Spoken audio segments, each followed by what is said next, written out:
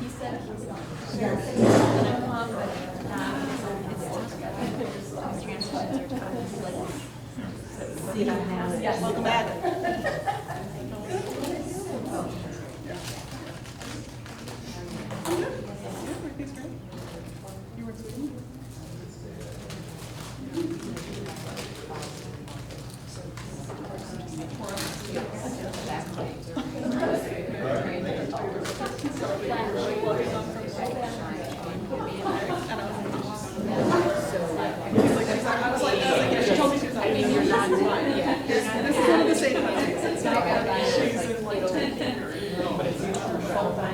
Yes, right.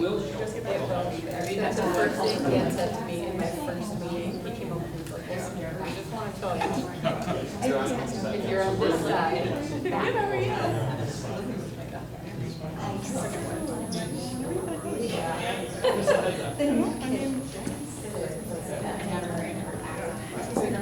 Yeah. Sarah.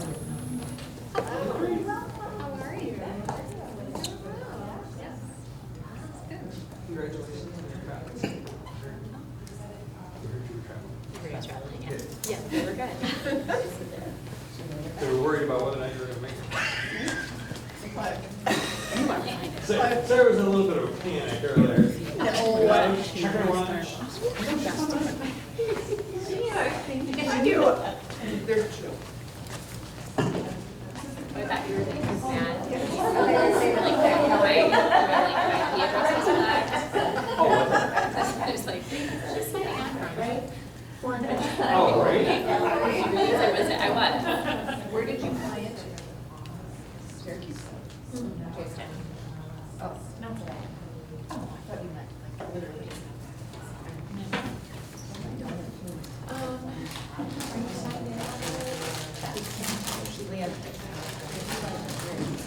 Well, eventually, yeah. Then they're driving.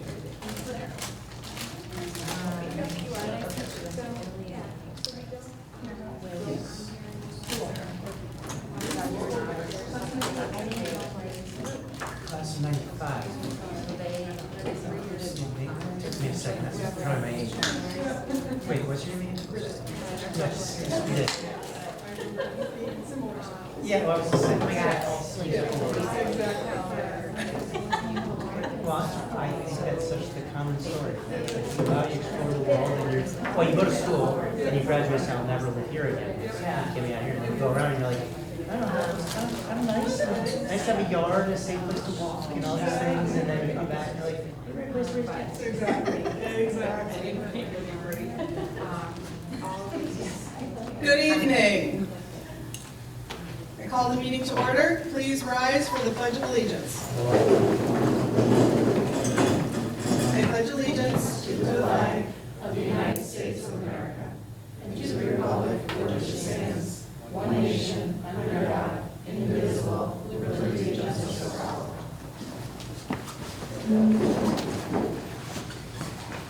Agenda item 1.03 is oaths to the superintendent and the newly elected board members.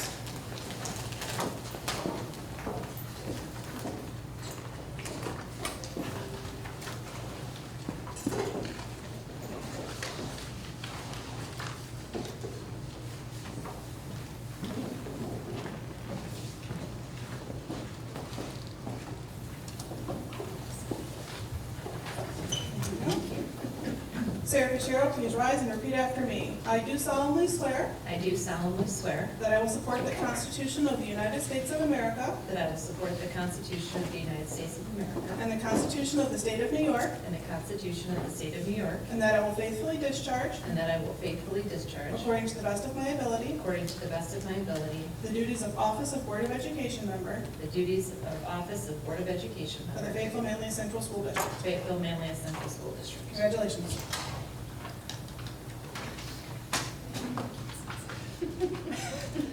Hold your applause. Sarah Pinsky, please rise. Raise your right hand. Repeat after me. I do solemnly swear I do solemnly swear that I will support the Constitution of the United States of America that I will support the Constitution of the United States of America and the Constitution of the State of New York, and the Constitution of the State of New and York, that I will faithfully discharge, and that I will faithfully discharge, according to the best of my ability, according to the best of my ability, the duties of the office of Board of Education member the duties of the office of Board of Education member of the Fayetteville-Manlius Central School District. of the Fayetteville-Manlius Central School District. Congratulations.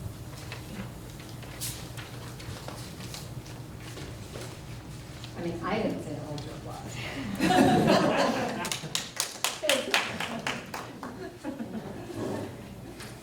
John Van Valkenburg, please rise, which you have, and raise your right hand. Repeat after me. I do solemnly swear I do solemnly swear that I will support the Constitution of the United States of America that I will support the Constitution of the United States of America and the Constitution of the State of New York, and the Constitution of the State of New York, and that I will faithfully discharge, and that I will faithfully discharge, according to the best of my ability, according to the best of my ability, the duties of Office of Board of Education member the duties of Office of Board of Education member of the of Fayetteville-Manlius Central School District. the Fayetteville-Manlius Central School District. Thank you very much. Congratulations. Thank you.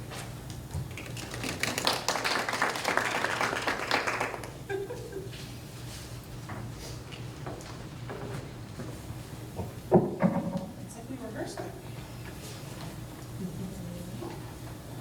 Dr. Tice, please repeat after me. I do solemnly swear I do solemnly swear that I will support the Constitution of the United States of America that I will support the Constitution of the United States of America and the Constitution of the State of New York, and the Constitution of the State of New York, and that I will faithfully discharge, and that I will faithfully discharge, according to the best of my ability, according to the best of my ability, the duties of the Office of Superintendent the duties of the Office of Superintendent of the Fayetteville-Manlius Central School of the District. Fayetteville-Manlius Central School District.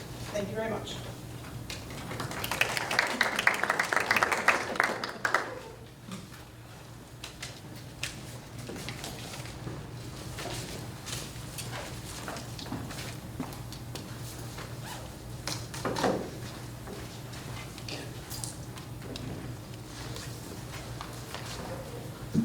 Next on the agenda is the nomination and election of the President of Board of Education. Is there a nomination for the position of President? Chris? I nominate Sarah Fitzgerald. Thank you.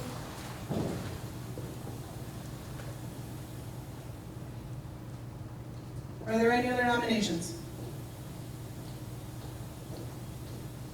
I need a motion to close nominations and to cast a vote for Sarah Fitzgerald as President of the Board. Is there a motion to close? Thank you. Second? Thank you, John. All in favor, please raise your hand. That looks like 8 to me. Congratulations.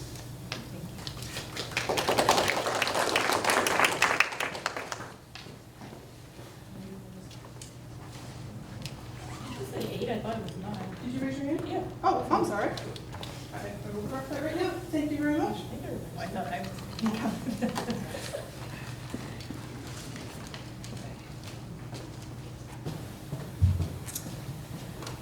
The nomination and election of the Vice President of the Board of Education. Is there a nomination for the position of Vice President of the Board of Education? Nominate Rebecca Cohen. Are there any other nominations?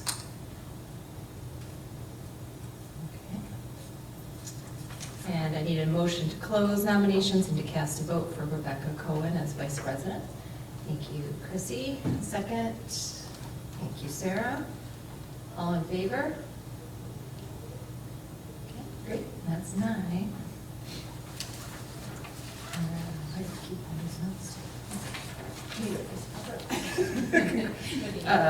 Congratulations, Rebecca.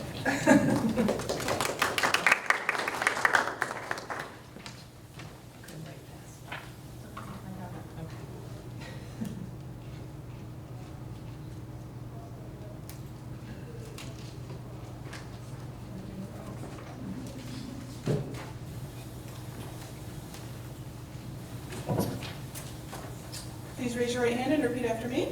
I do solemnly swear I do solemnly swear that I will support the Constitution of the United States of America that I will support the Constitution of the United States of America and the Constitution of the State of New York, and the Constitution of the State of New York, and that I will faithfully discharge, and that I will faithfully discharge, according to the best of my ability, according to the best of my ability, the duties of the office of President the duties of the office of President of the Fayetteville-Manlius Central School of District. the Fayetteville-Manlius Central School District. Thank you very much.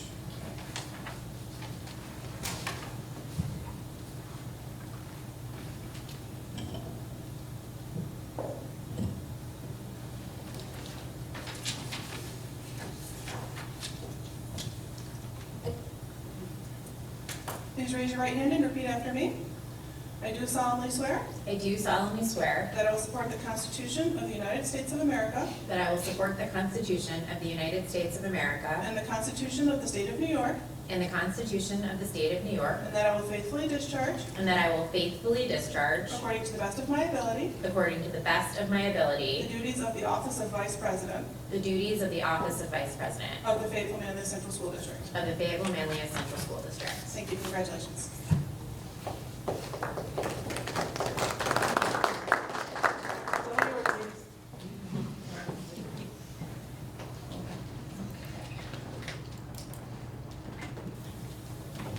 All right. Item 3.01, approval revision of agenda. May be it resolved that the Board of Education of the Fayetteville-Manlius Central School District hereby approve the agenda as presented. May I have a motion? Thank you, Marissa.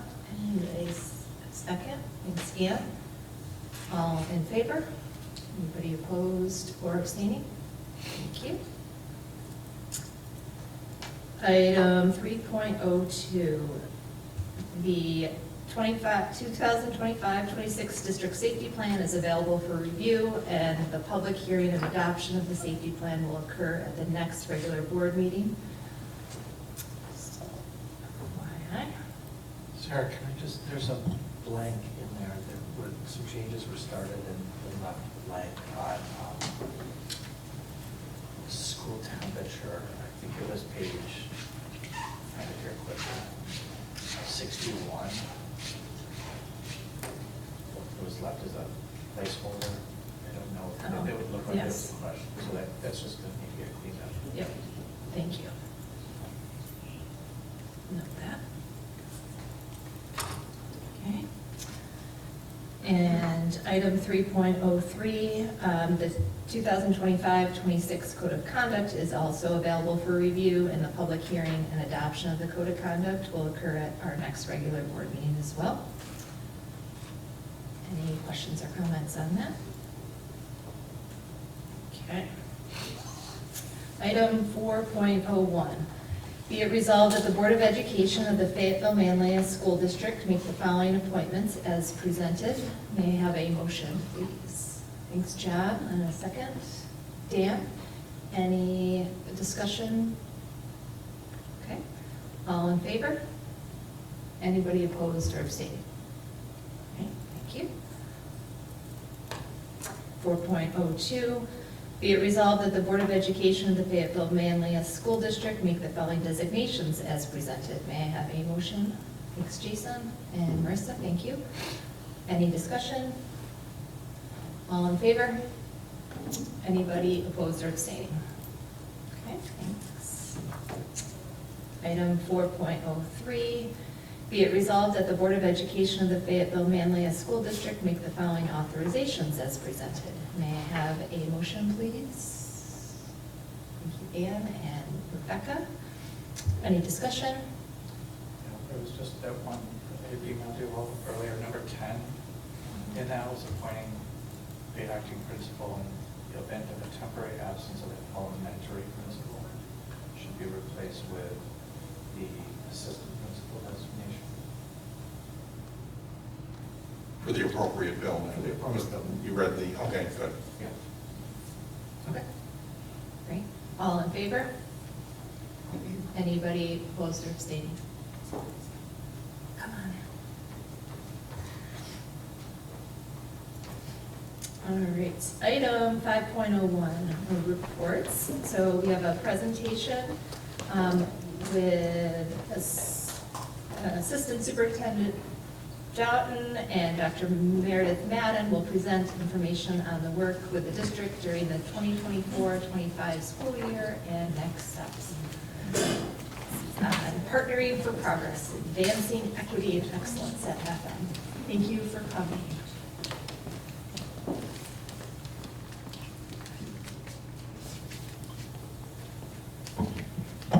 We're delighted to have Dr. Madden with us. She's been instrumental, as has Dr. Doughton, through the work over the course of the past year. As you know, the work of the DEI committee put forth, this is one of the recommendations. And so you chip away at this over time. And I think the training that's been provided, the work through the instructional fair and through the end of the year with our staff development day, even on June 6th, the teachers worked diligently, as the administrators have, through all of this over the course of the past year, and it will continue going forward. So I'll turn it over to Drs. Doughton and Madden. Thank you all.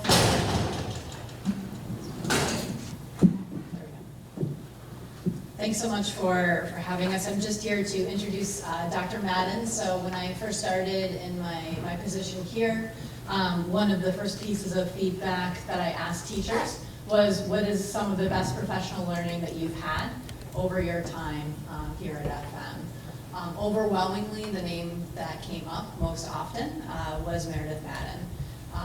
Many teachers across the district have taken coursework with her through the CNYOC Teacher Center, and she was highly rated both there and through our teachers. And as Dr. Tice said, at the end of our last year with our DEI mental health committees, her name came to the top of the list in terms of one of the recommendations from those committees. So it's my great pleasure to welcome Dr. Madden and to have her share the journey that we've taken over the last school year and where we hope to go in the future.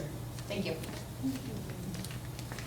Thank you, Dr. Doughton, and thank you, Dr. Tice, for the introduction. Thank you to members of the board for holding space in your agenda here tonight for me to share with you this journey.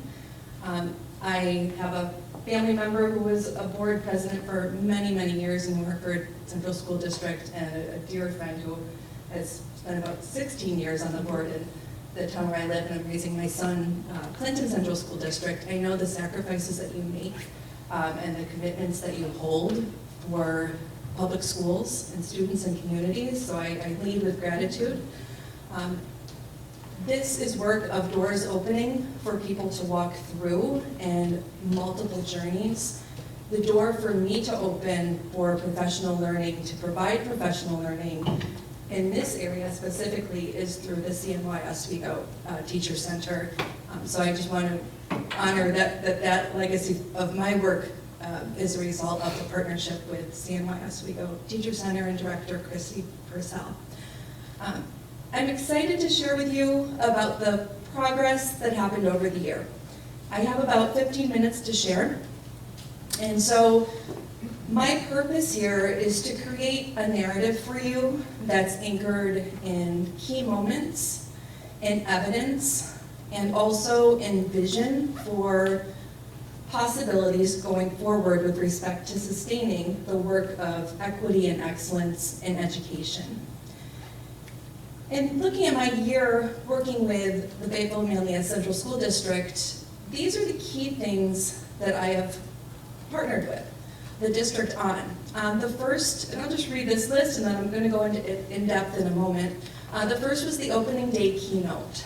And I'll note now that I shared with Drs. Tice and Dr. Doughton that I right away felt the warmth of your instructional and non-instructional staff when I came into the building. That was an immediate thing that I noted. DEI Matters is a 10-hour asynchronous professional learning course that has been offered beginning in the fall, and it's carried through. Participants have until December 2025 to conclude this course. I was at the district for 3 professional learning days.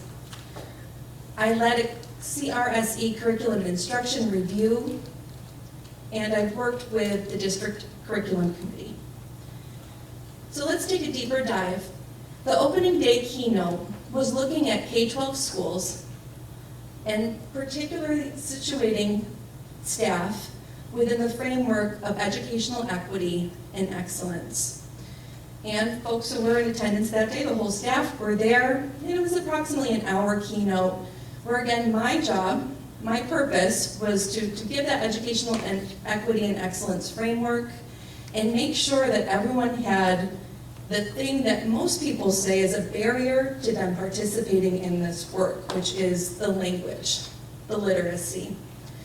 I know also that one important starting point is to identify the historical context of this work, so I made sure to offer the historical context and the legacies of inequities in education during that talk.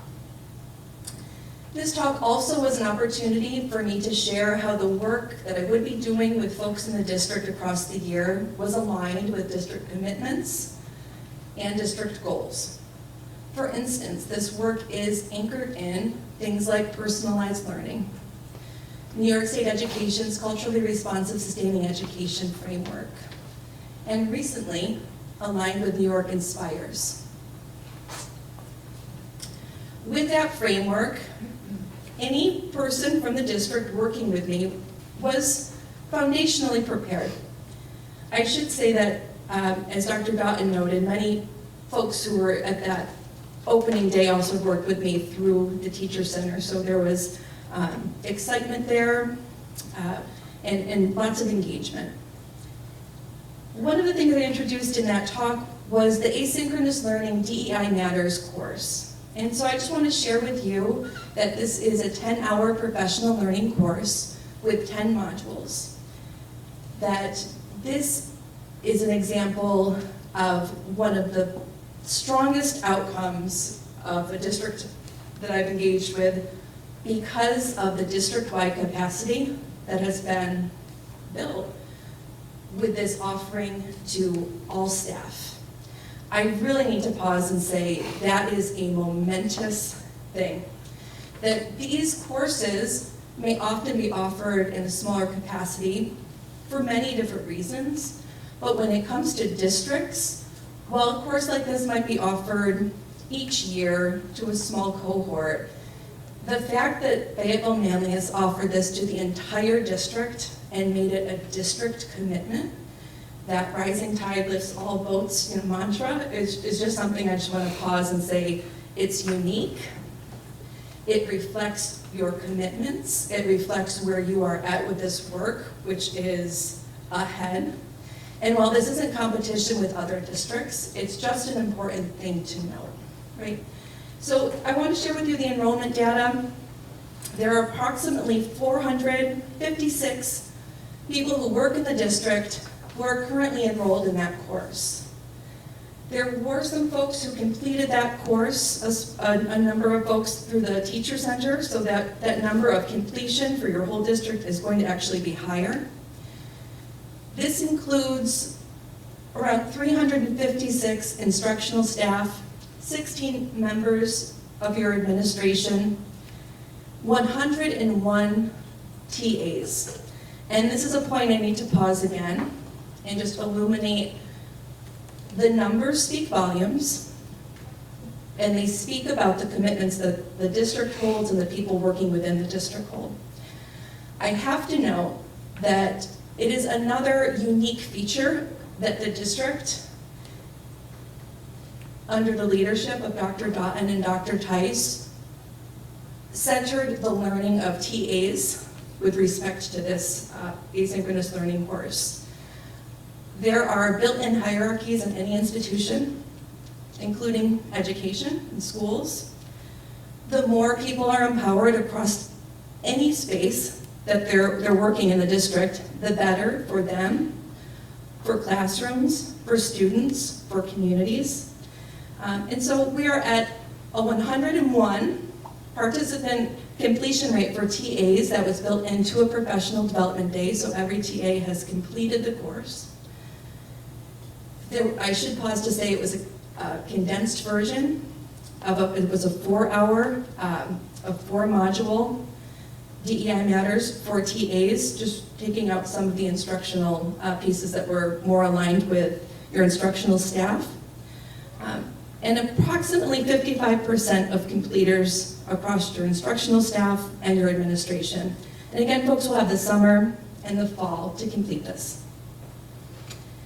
That foundational awareness raising that has already been shown to have happened from the evaluation remarks for those course completers was also something that was shared by folks who came to different professional development days that I led through my professional development delivery. So the first professional learning day that I was a part of was when I met with teaching assistants. Dr. Dotton and Dr. Tice were in the shared space. We were in the cafeteria at Wellwood, and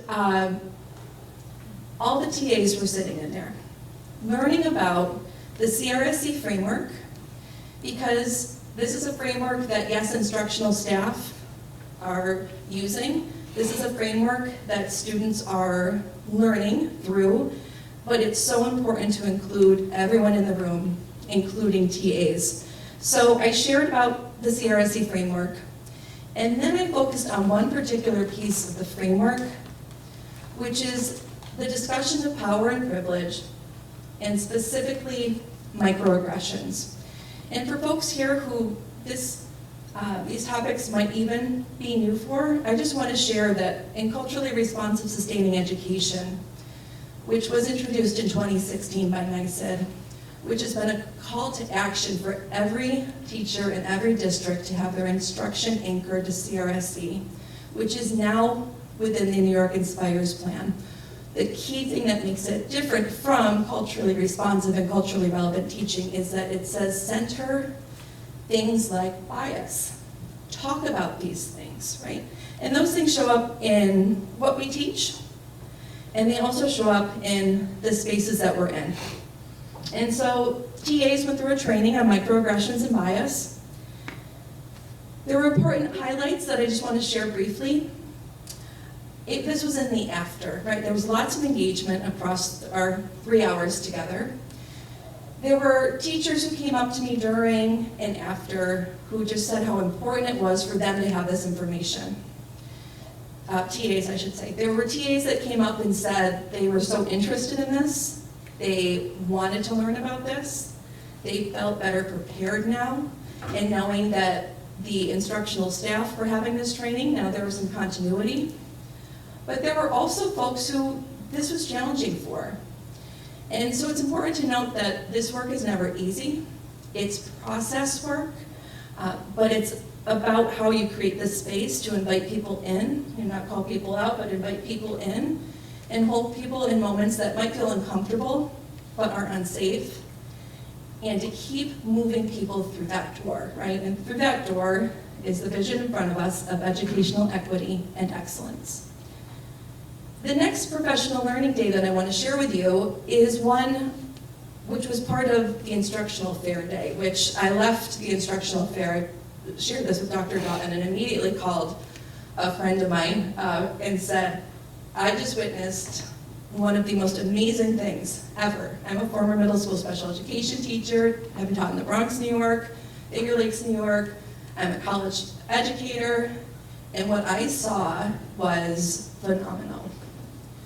One of the things that made it phenomenal was that staff had access to multiple diverse professional learning opportunities, but also that people were reflecting their investment, their engagement, their motivation, their excitement. And I really wanted to note that.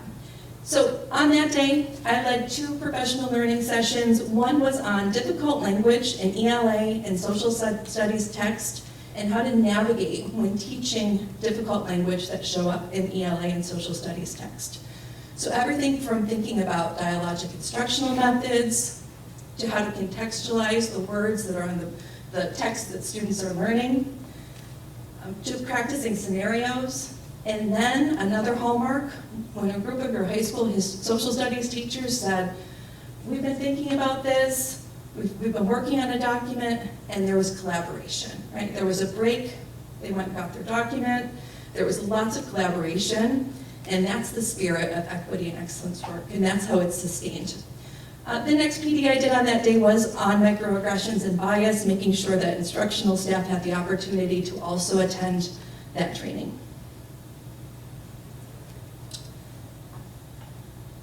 The third and final professional learning day that I was a part of was on June 6th. And this was exciting, it was inspiring. It was called DEI Matters in Action. This was an opportunity for me to spend 6 hours with your middle school educators and your high school educators, and to put into action through instructional strategies the foundation that had been laid across the year through the DEI Matters Foundational Awareness course. So we focused on instructional strategies related to dialogue. We focused on instructional strategies related to classroom management. We had many dialogues on things like rigor in classrooms. There was a high level of participation that day. And there also was strong collaboration across departments, across grade levels. Like any institution, we often can become siloed, and this was just a wonderful collaborative space where folks left with some strategies to imagine instructional methods to put the foundational work, the content of DEI Matters, into action. I'm aware of time, and I just have a few more slides to go. This next piece is the CRSE Curriculum and Instruction Review. And this one was a multi-step process. The first process was the first step of the process was meeting with Dr. Tyson, Dr. Doughton, visiting your website, immersing myself in curriculum maps, organizing with Dr. Doughton a CRSE workshop for participating educators to make sure they had the in-depth content and application knowledge on CRSE. And then 4 cohorts, an ELA cohort, a social studies cohort, an elementary ed cohort, and a STEAM cohort, met across 4 days for 6 hours. And during that time, each educator brought in a select unit, and using the NYU Metro Center's CRSE scorecard, we went through a unit, and they reviewed a unit for cultural responsiveness across categories of representation, power and privilege, and teacher materials. The CRSE framework states that teachers must be part of the process, and so this was a wonderful opportunity for teachers to be part of the process. But before we reached that part of reviewing the curriculum unit that the teachers had selected, there was reflection, there was dialogue. And everyone in that space thought about, what is the story my curriculum is telling? What is the story my instruction is telling? And how am I experiencing this space as well? Because it involves every single person who works in the district. Just as we saw with the TA Professional Learning Day, this is process work. There were some folks who may have been more situated in the work from earlier experiences. There were some folks who it was new for, but they were willing to learn through the process. There were some folks who critically reflected on how they show up in the space, how their identity is in the space, and there were moments that were wonderful that day and moments where people were emotionally experiencing this work, right? Again, it's not easy work, which is why sometimes folks don't commit to it, right? But once there's the phrase, we grow through what we go through, and your educators, 4 cohorts across 4 full days, reviewed their curriculums for cultural responsiveness. With that, some recommendations. Those educators are now positioned to review and refine the units. They've identified where there may be gaps for cultural responsiveness, some nice surprises. Folks who perhaps didn't have the language to name the work they're doing realized that the units they brought in In some cases, were culturally responsive, so now they have confirmation of that. But what would be really important is to keep the vehicle moving forward, to position people to walk through the door, right? And so one recommendation is to make sure that folks who haven't participated in this review, through conceptualization with Dr. Doughton and the DCC, think about how to move forward with the review process for themselves. But for the folks who have completed it, that they have dedicated time to review and refine the units that they're working with. I close with reflections and successes. The accomplishments here are evident from what teachers spoke about, from their experience with the professional learning, but it is truly in the power of partnership. The partnerships created across places like my business, the teacher center, public school district. The more people can partner in this work, right, the better. Partnerships across grade levels, across subject matters, partnerships across position or role in the district. So many partnership accomplishments. The emerging strengths, you have established district-wide capacity for educational equity and excellence work. And it doesn't mean that it's all done. It means that the foundation's been laid. The door has been opened. And so that is something that's so important to know. The other strength is that you've created opportunities, and this is all about creating spaces for your educators to have personalized professional learning, honoring their individual areas as well.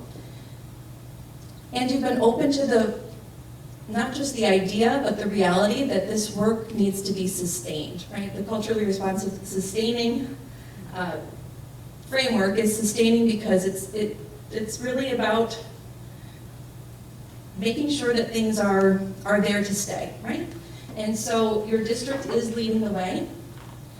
As you think about how you want to move this work forward as a school district, of course, there's the sustaining of the curriculum and instruction review. There's deepening CRSE integration.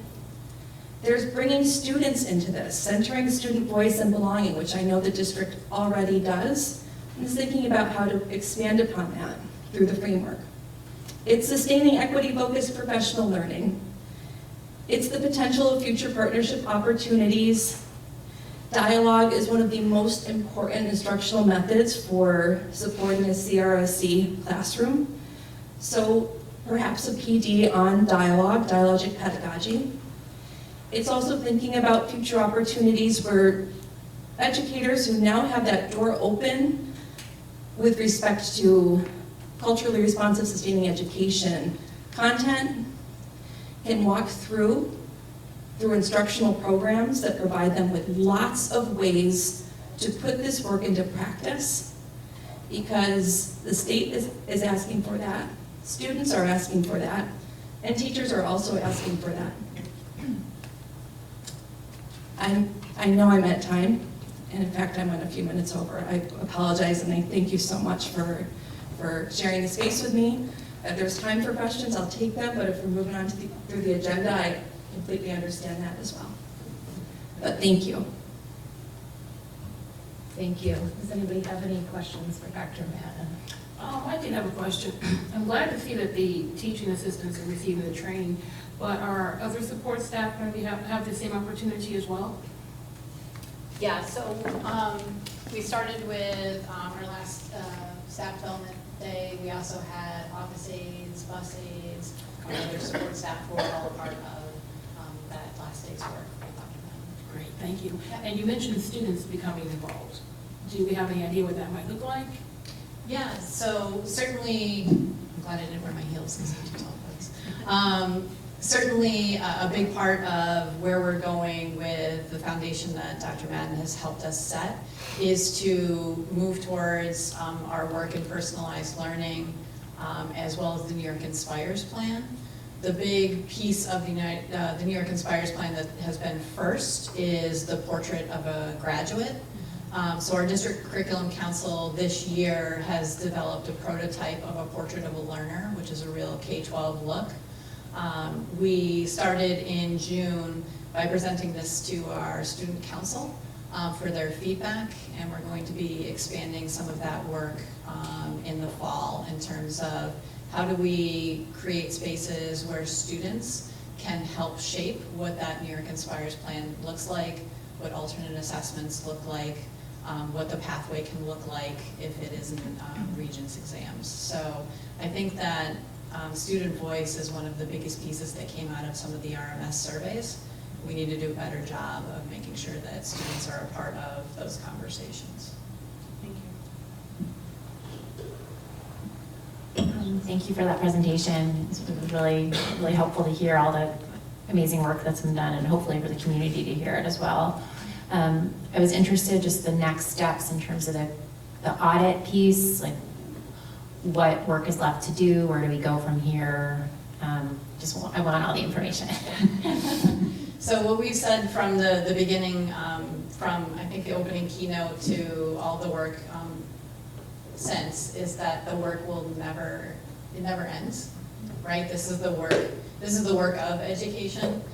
In the immediate steps, we now have over almost 50 educators, K-12, who are part of the curricular review process with Dr. Madden. Our goal is to leverage those, almost 50 teachers to turnkey that work. So we've been working with administrators and the district curriculum council to really, what we talked about was it has to happen in every place and not just in some places. So how do we strategically center some of this work in every faculty meeting, in every district, in every department meeting, in each DCC meeting that we have, so that it is always present next year, so that we can build the capacity so that every department knows what the process of the curricular review looks like. And then I'm working right now, actually in partnership with a few other districts, to bring back our curricular review cycle. So the goal is that by the end of next year, that we will have a curricular review cycle back. We used to have one. That will also center this work as part of that curricular review cycle, and that will be ongoing cyclical work with a calendar. And just a technical question, how does that tie into the curriculum maps, if at all? Like, does some of the new pieces get added to it, or is it a separate track? No, it absolutely has to be part of it. The curricular review cycle was always tied to the maps. So the department leaders and anybody that does any type of curricular work over the summer updates those maps. But certainly Atlas is a system that we've had in place for about 15 years. And so what we have worked to do, and what we're going to continue to work to do, is how does that CRSE review, where is that represented in those curricular maps? And so when we go through the process of you being the department, if I'm the social studies teacher and it's our year to do that review will include standards, it will include New York Inspires, it will include the CRSE framework, and then all of those updates would head towards the map. I guess I'm just wondering if there's been any thought about how to take some of that work and leverage the DEI community committee in a different way to help kind of continue the sustainability side of the puzzle there. Because I know they seem to be wanting to get involved in more things, or at least even kept up to date as to what the district has done so far. So that might be something to look at. That would be great. Anybody else have any questions? Thank you both. Thank you. Okay.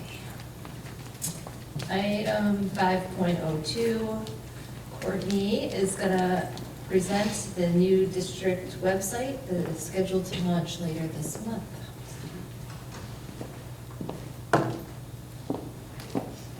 Hi.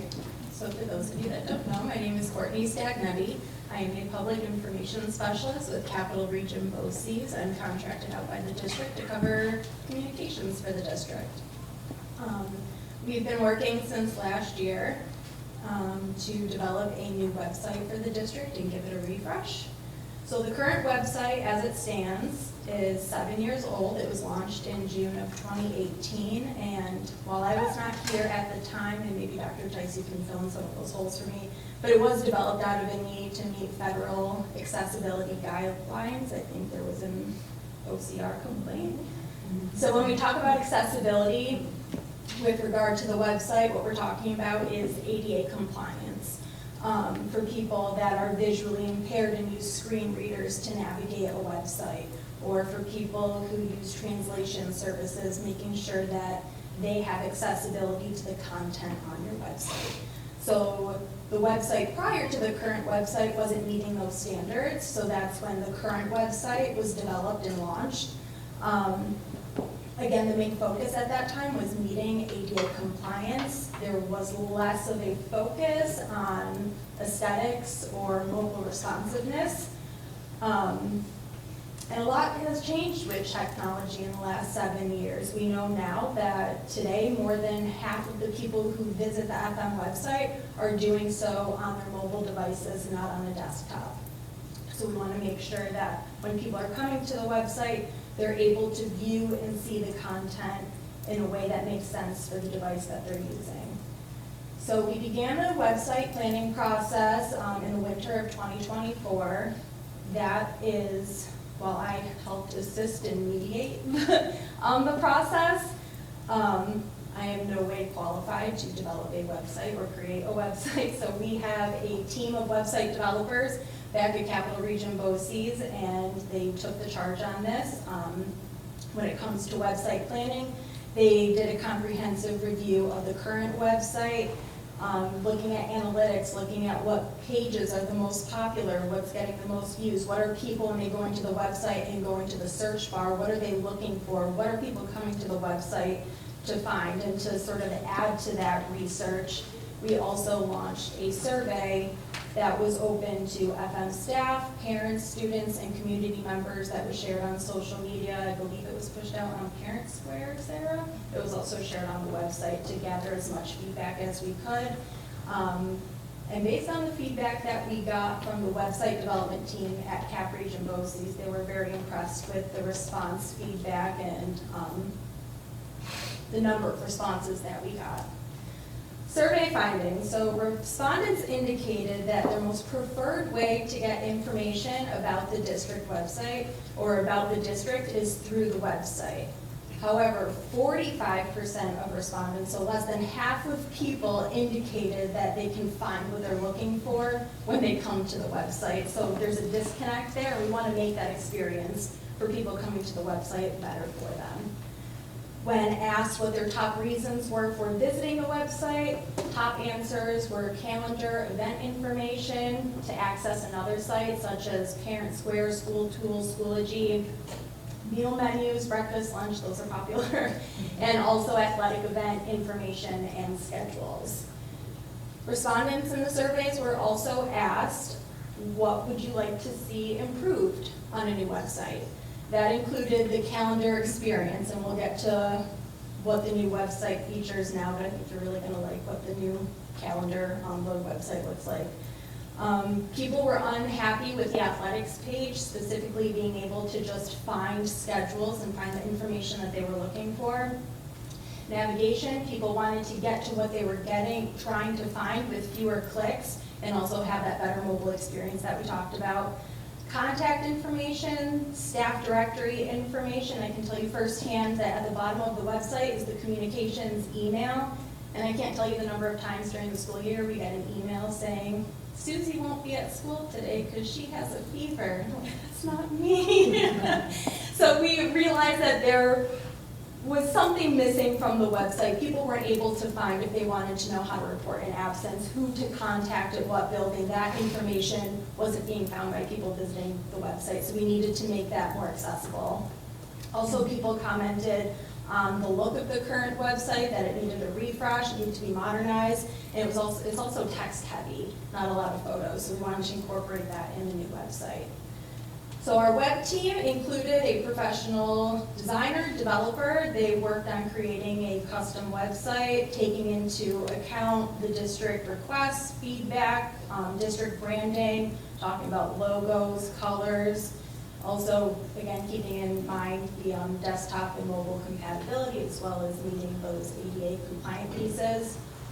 And once the design was done, it was reviewed by the Communications Relations Committee and approved by the district. So then we move forward with content migration, which is taking what's on the current website, doing an audit of every piece of content on the website. We're talking about every page, finding what's outdated, what doesn't belong, what can we purge, what can we use to sort of trim down the new website, and make sure that what the important information is coming through while the other things can be left behind.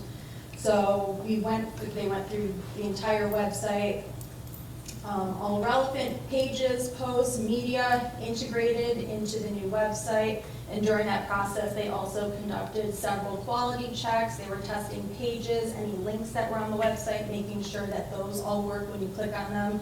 I know that over time, links are posted on the website. Sometimes you go to click on it and you get a 404 error. So those have all been remediated. And again, checking that accessibility as well. So the new website is set to launch soon. I don't have an exact date for you at this time, but soon. So I want to take you through some of the features that are new. I'm going to escape out of this because I'm going to be clicking on some of these links just to show you. I think we're all pretty familiar with what the current website looks like. So this is the homepage of the new website. It has a beautiful, large photo slider to showcase students, staff, and also bringing in that photo underneath the slider. We have district highlights. That gives an opportunity to share news that has photos included as well. And then down below that, we have the calendar, featured links, more district news. We also incorporated on the home page the district priority areas and goals. And then at the bottom in the footer, you can see we have those links to some of those tools that parents were requesting as well. All right, the calendar. So this, I think, is my favorite piece. Because there's a lot of events at FM. So when you first come to the calendar page, notice that we have the district calendar, Eagle Hill, Ender, so everything, and I might want to just move this out to a month that has something on it, so September. So it has every event on here. But what if I only have students in Fayetteville and a high school, and that's all I'm interested in? So I can just click on those, and those are the events that I will see, and that's what pertains to me. And I sort of weed out the things that I don't need to see. So that was a wonderful feature. People also had commented that they had a hard time finding not just the athletics calendar and schedule, but also the District 1 page calendar. So when you go to the calendar page, those things are right at the top. You cannot miss them. Athletics. So okay. Sorry to interrupt. And you can subscribe to that too. Yes, you can. Right, so it can go on. Yes. I know that. Yep, and you can sync it up with your Google Calendar, whatever, on your phones. Athletics, as it currently stands on the website, when you click on the athletics button, it brought you to an external site. Now when you visit athletics, it is part of the FM website. Again, the athletics schedule is right there at the top with athletic links and all of the important information. So that was a big change from what we had before. Contact information, I'll start with this first. So if you go at the very top of the website, there's this big button, Contact Us. You can click on that. And from there, you will find there's a searchable directory, first, last name, school, email, job title. Even if you don't know how to spell it, you can at least provide the first 3 letters of how it might sound like you spell it. You can search it. We also have school contacts on this page for every school. And also, reporting in absence. So my kid goes to FM High School and sick for the day. High school links, report in absence. Now all I have to do is click on that. It will bring me to instructions on how I report in absence. We talked about the current website being very text heavy. We tried to incorporate, I think successfully incorporated more photos in the new website. Again, just increasing that engagement piece when people come to the website. There's a lot of good things going on here. We want to showcase that. And it's a very visual medium, so I think this is a good place to sort of showcase all of that. The navigation on the current site is more intuitive. Before, HSA, trying to find HSA information was a little bit of a hunt on the old website. Now, if I just go to my school, for example, if I go to Mott Road Elementary School, it will be in the links, Mott Road, HSA. So a little more intuitive in being able to find that information, a lot of photos. We have a lot of print products that we produce through our department. That includes the annual report, newsletters, mental health brochure. So one of the things that our designers did when working on the pages was try to align those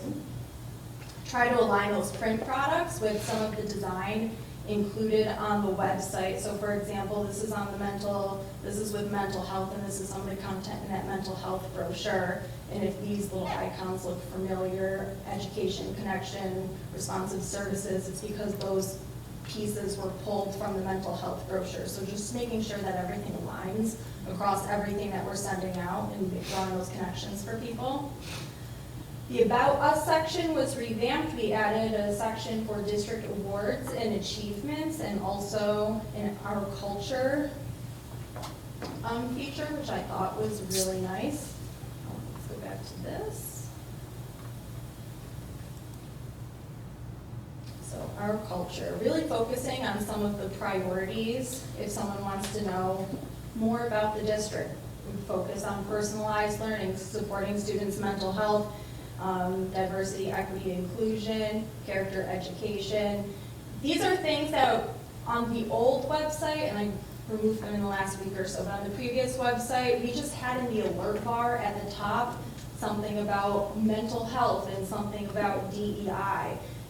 And that alert bar was never meant to be a placeholder for important things related to the district, but it's just sort of what it turned into. So this gives it a more appropriate home on the website. And last but not least, condense the parent resources and communication. So I think it's in the About Us section.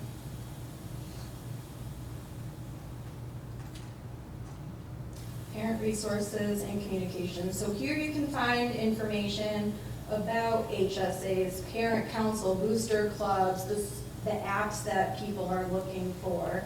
And the nice thing about this is that even though we have Home and School Association information on here, when you click on it, it takes you to where it lives on the website. So we're not updating it in multiple places, which is a problem that we ran into on the current website, is that if something was updated in one place, we didn't realize it lived in another place as well. So we did a lot of this streamlining where even if it's linked here, this is where it lives. And that is it for me. So does anyone have any questions? Courtney, are the HSAs, have you reached out to them? How are they gonna keep that up to date? So we usually, as part of what we do during the summer, I always reach out during the summer because usually, just like the board, there's a change of leadership among the HSAs. So I usually make that part of my summer work to reach out and ask them to send me any updated information for the website, so that I always make sure that's done before the start of school. Or just link to their, what if they have another page Their or website. something? Yep.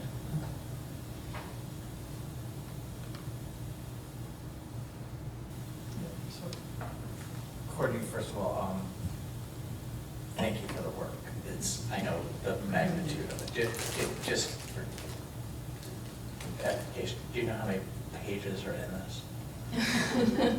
I don't, I'm sure I could find it. It's an interesting thing, because it speaks to what the volume of the work is. Yeah, it was a beast, and our web team worked wonders on it, so.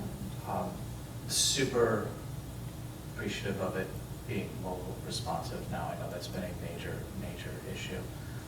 I am curious, I know just a few very specific things. Is it just for, is this WordPress or is this something other than WordPress? It is WordPress, but there's Gutenberg.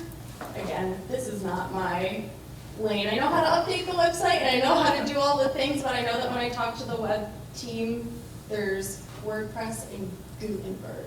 Okay. I don't It just know if speaks to that the means maintenance of anything it. to you. I know you said you don't know the date. So what my request would be is before going live, and I think Jason had emailed about the same thing earlier today, is that each of at least the primary sections can be communicated to those who lead those sections. So curriculum, the administrative team at each of the schools. So that was athletics. actually done during the district review period in May. For all of those, there's a pretty fair amount of information that's out of date. Or And missing we're or only as good inaccurate as the on it, information that we're given. which is fair. It's interesting. I think there might be some level of miscommunication on that. I get concerned about places where we're publishing things we haven't necessarily done before, like bios of people. Like I know on the athletic side, there's bios of a lot of coaches, and these are things about people, and they're considerably out of date for many of those.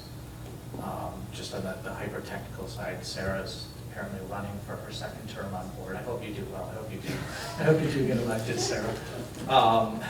So I mean, there's just, I get concerned about that. So I didn't know it had been distributed, but it may be worth a second pass on, hey, this is going live on, we need you to verify or change. Just be my suggestion on that. And then the header of the website, I know this was addressed earlier today, that's the page you see each time. I was at this table when, before the board, the administrative team spent many hours wordsmithing vision and mission statements. And words were very, each and every individual word were hyper important for very specific reasons. And I know that there's a summary version of the vision statement at the top of this. I think we like to refer to it as a tagline. Yes, it's shortened version. That's where it was taken from, was the vision statement. There's one word in it that differs from the vision statement, though. And given the amount of time and effort that was put in by the administrative team in wordsmithing that, I would ask that just be revisited so that they're consistent with each other. It talks about, on the tagline, it talks about student success. The vision statement is personal success. And there were some very specific reasons for that word being chosen the way that it was. So that's my feedback. I think that the work that's been done has been massive and super, I don't want this to come across the wrong way, super appreciative of it. I just, before it goes live, if we could just try to take a pass through on it. And I'd also like to say that the website will always be a work in progress. If we waited for every piece to be up to date, I don't think we would ever launch. For example, like the HSA, and then we get into food service and needing the updated information for that and free and reduced price lunches. So I will say it's not unusual to launch a website and then update some of that information. I mean, for a coaches list, yes, to me, I think that that should be something that is easily on hand and a copy, paste, send it, but I can't post what I don't have. I totally understand that. Well, and that was also the idea of launching in the summer months, correct? Yes. So that it would be not a busy time. Yes, so that we could address any. To try to work out any last minute kinks before people start looking at it in September Yes. or August or whatever. And community relations will be looking at this on a regular basis and keeping track of different changes, I'm assuming, correct? Yeah, so we'll keep up to date. This is probably a little bit more of a technical question, but is there some level of updates that can be performed internally by certain departments, or does any type of content update within this site need to be done through your team? Okay. That's me. Okay. What we found in the past, I think on the original website that I inherited coming in 2015, the more cooks in the kitchen, I mean, there was more errors in that. So part of it was back when this was redone the first time with the OCR complaint, was to limit access so it couldn't be butchered. They wouldn't even let me touch it, so.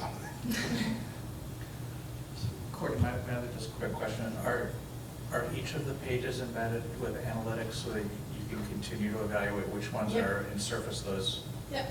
more easily as they come? Okay, thanks. I see we have our social media links on there, like our official ones, but there are a number out there still active. But at one time, there were a number of unofficial FM accounts, lots of different teams and et cetera. Are we doing anything to sort of corral all that so that we're using our official FM social media pages and not using a lot of other different ones? I think part of that, I mean, as you recall, when we brought in sidearm sports, especially for athletics, the intent was to allow more of that cultivate on its own, just given the nature of interscholastic athletics. But you're right, I think bringing it under our umbrella now will allow at least schedules to be up to date. So I think you take the good with the bad. I think we've got to corral that and bring it under our control. Right, more so than just schedules, as like the interaction with staff and students on those pages, the content is posted on those pages may not necessarily be what we would want to have posted on there, just making sure that if anyone on the team is doing anything, it's going through Courtney to make sure it's official.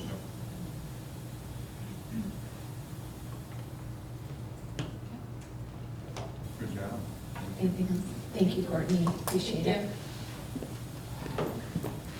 So when we get a date, we'll, Dr. Tice will let everybody know.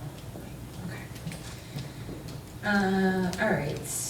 Item 5.03, past and current president's report.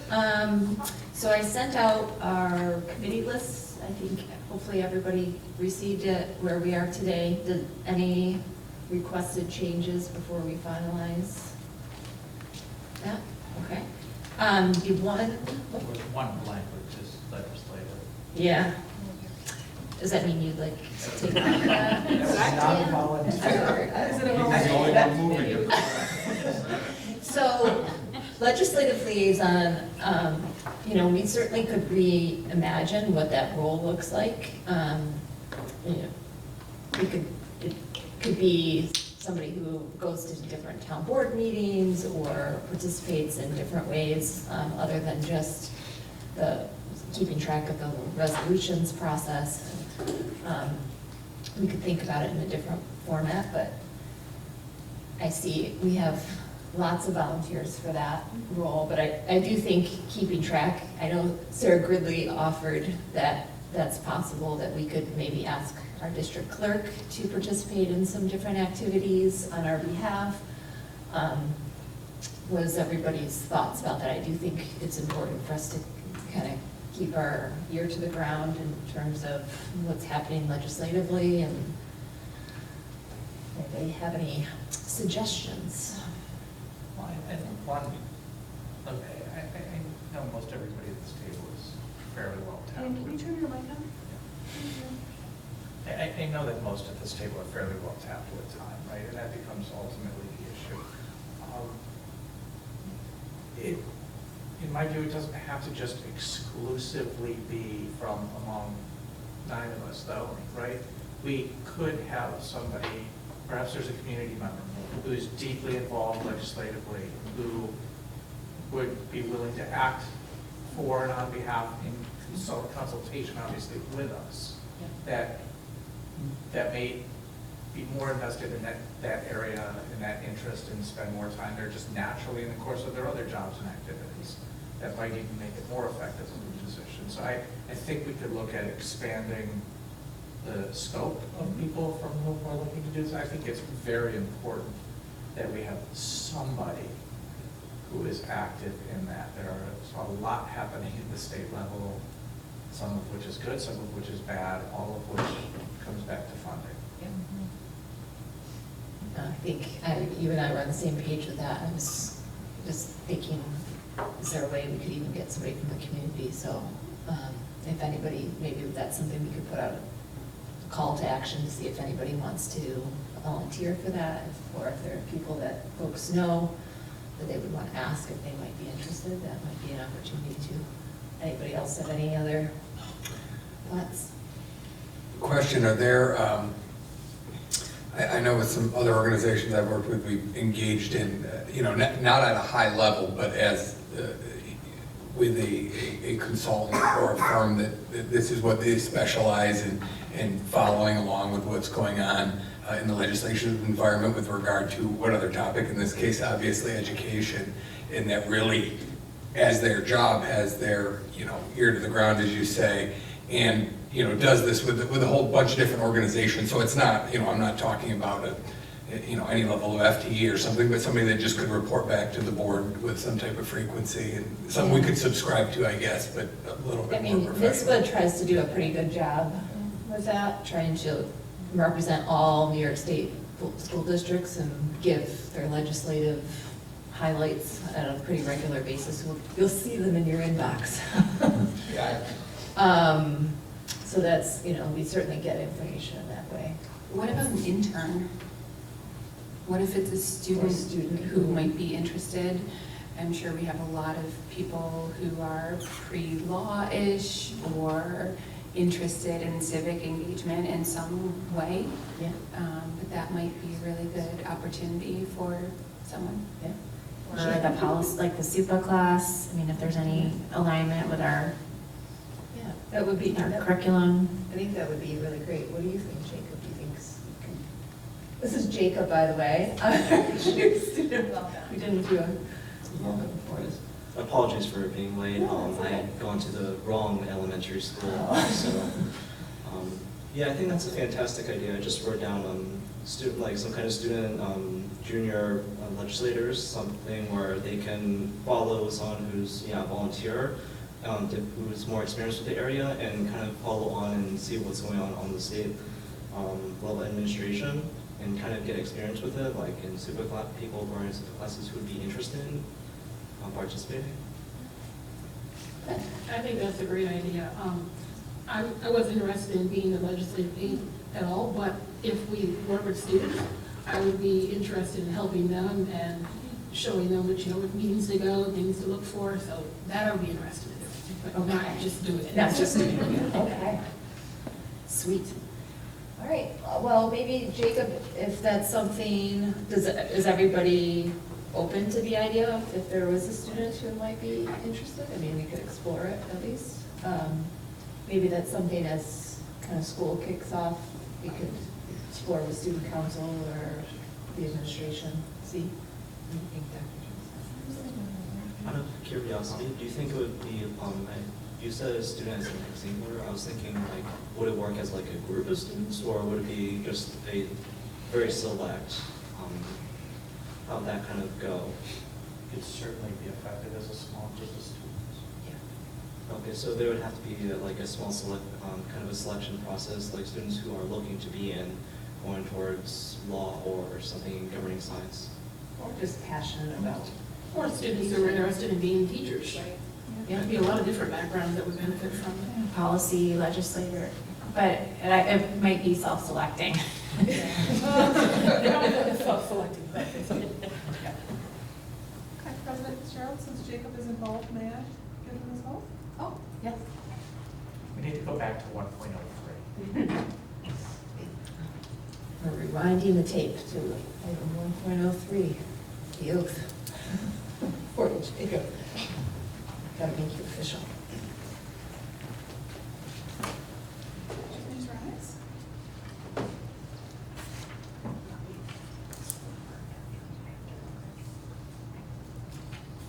Jacob, please raise your right hand and repeat after me.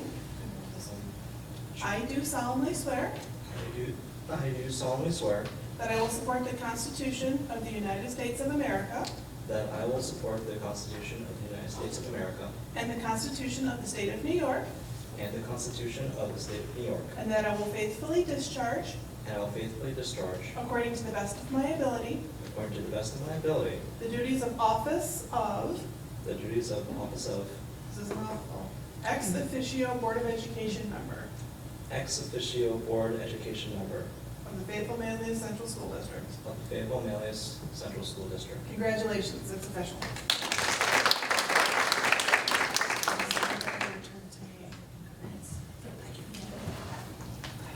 Now we can assign you duties.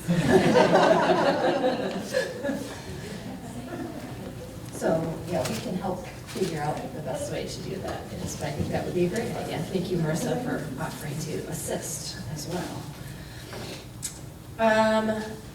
And then I just, with regards to our superintendent search, as you guys are all aware, our deadline for applications was June 13th. So that deadline has passed, and now Dr. Cook is reviewing and doing some initial vetting of the candidates, and then we will be meeting at the end of July to start to look at applications. So continuing to move the process forward.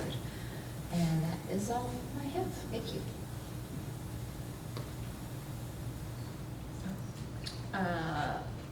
Item 5.04, superintendent's report. I don't want to be presumptuous. Yes, superintendent's report, backup information is found in board docs. Item 1, capital project update is expected. The summer construction season launched with a flurry of activity, including the roofing, security, and safety work in all school buildings, thanks to the $15.4 million project, which was approved by the voters in May of 2024. Cranes, scaffolding, and material storage areas can be seen throughout all of our campuses as this work commences in earnest. In addition, work on the high school's $52 million capital improvement project continues into its third summer, which includes renovations to the former main office area, expanded renovated cafeteria, and the science wing classrooms located in the front of the building. In other news, SAM's grant funding from Assemblyman Al Sturpey's office will enable the district to install electric message boards at FM High School, Eagle Hill Enders Road campus, the Wellwood Fayette campus, and at Mott Road Elementary School. Item last, school's start time committee with the temporary solution to the high school bell schedule for next year in the rearview mirror. The school start time committee will continue their work in early autumn to decide on whether to consider a slide, flip, or flip and slide solution for the 2026-2027 academic year and beyond. As reported earlier, our scheduling consultant, Elliot Marenblum, a former school administrator from the Baltimore, Maryland area, has been very helpful in allowing the committee to sort through the different bell scheduling options and to consider all possibilities. At the last committee meeting in June, the committee defined that the linchpin to the work would be on whether or not the district could adapt to double tripping on the bus runs as opposed to the current model of triple tripping, which is presently employed. By lengthening this high school day by the much anticipated 30-minute lunch periods, the start and stop schedules for the middle schools and elementary schools could end up being pushed later into the afternoon. So I think that'll be the impetus for the committee to really sink their teeth into whether a slide, flip or flip and slide is the answer. Our intent is to try to get that information out in the autumn, early autumn, as much as possible in advance of September of 2026. That ends my report. Does anybody have any questions for Dr. Tice? I just had one, and I'm sorry if I missed this in the recent Thursday letter or the last meeting, but how are we feeling about our preparation for the new temperature control laws in our buildings? Like, do we feel like we're going to be ready? Like, do all the rooms have air conditioners, portable ones, or something? I know I've heard there's plans, like if a room gets too hot, the kids can go to a certain location, but that's kind of like, wouldn't be the ideal situation. So like, do we have an idea of how many rooms don't have some sort of portable air conditioner or central air? Right now, and we had a few questions from folks when we went to that abbreviated schedule during the last week of school, and I tried to respond to all of them. Right now, as we can feel here, Fayetteville and Mott Road are completely air conditioned, although Fayetteville did experience some issues and parts had to be put on order. So there were some rooms here that were offline, even though the equipment, the AC equipment had been installed. So I think we'll always have those maintenance type issues as well. Wellwood, as we know, for the most part, probably about 3/4 of the building has air conditioning. So I think relocating those areas will definitely work.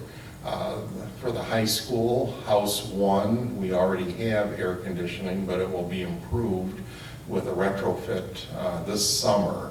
And then all of next year, House 2 will be brought online with the rooftop units and the air conditioning. So as you're well aware from being on the board, the science department wanted that for a long time. So that will come to fruition in the year ahead. And in fact, one of the things that involves some last minute moves is that they're going to try to get into the west side of House 2 sooner rather than later. So their intent is to expedite that as quickly as possible. So to boil it down and answer your question, right now House 2 at the high school is not air conditioned. Eagle Hill and Enders Road have fewer, spaces that are air conditioned. So we're getting there. I mean, the facilities committee, and I don't want to steal the thunder of the next report, is looking ahead to another capital project down the road that would entail Eagle Hill, Enders, possibly finishing the Wellwood, so that's completely air conditioned. So I think we're in better shape than a lot of districts, to answer your question.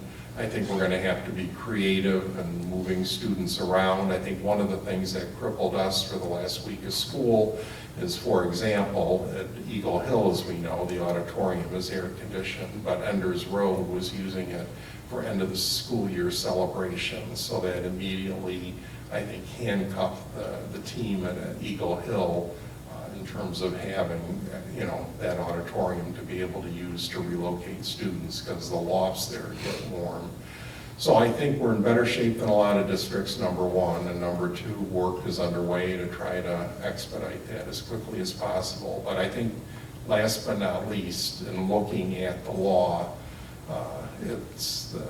they were very good about saying we're practicable in it. And I think that means we have some discretion in moving folks around. It's not an absolute bright line between that. So individual buildings have different plans to be able to move students around.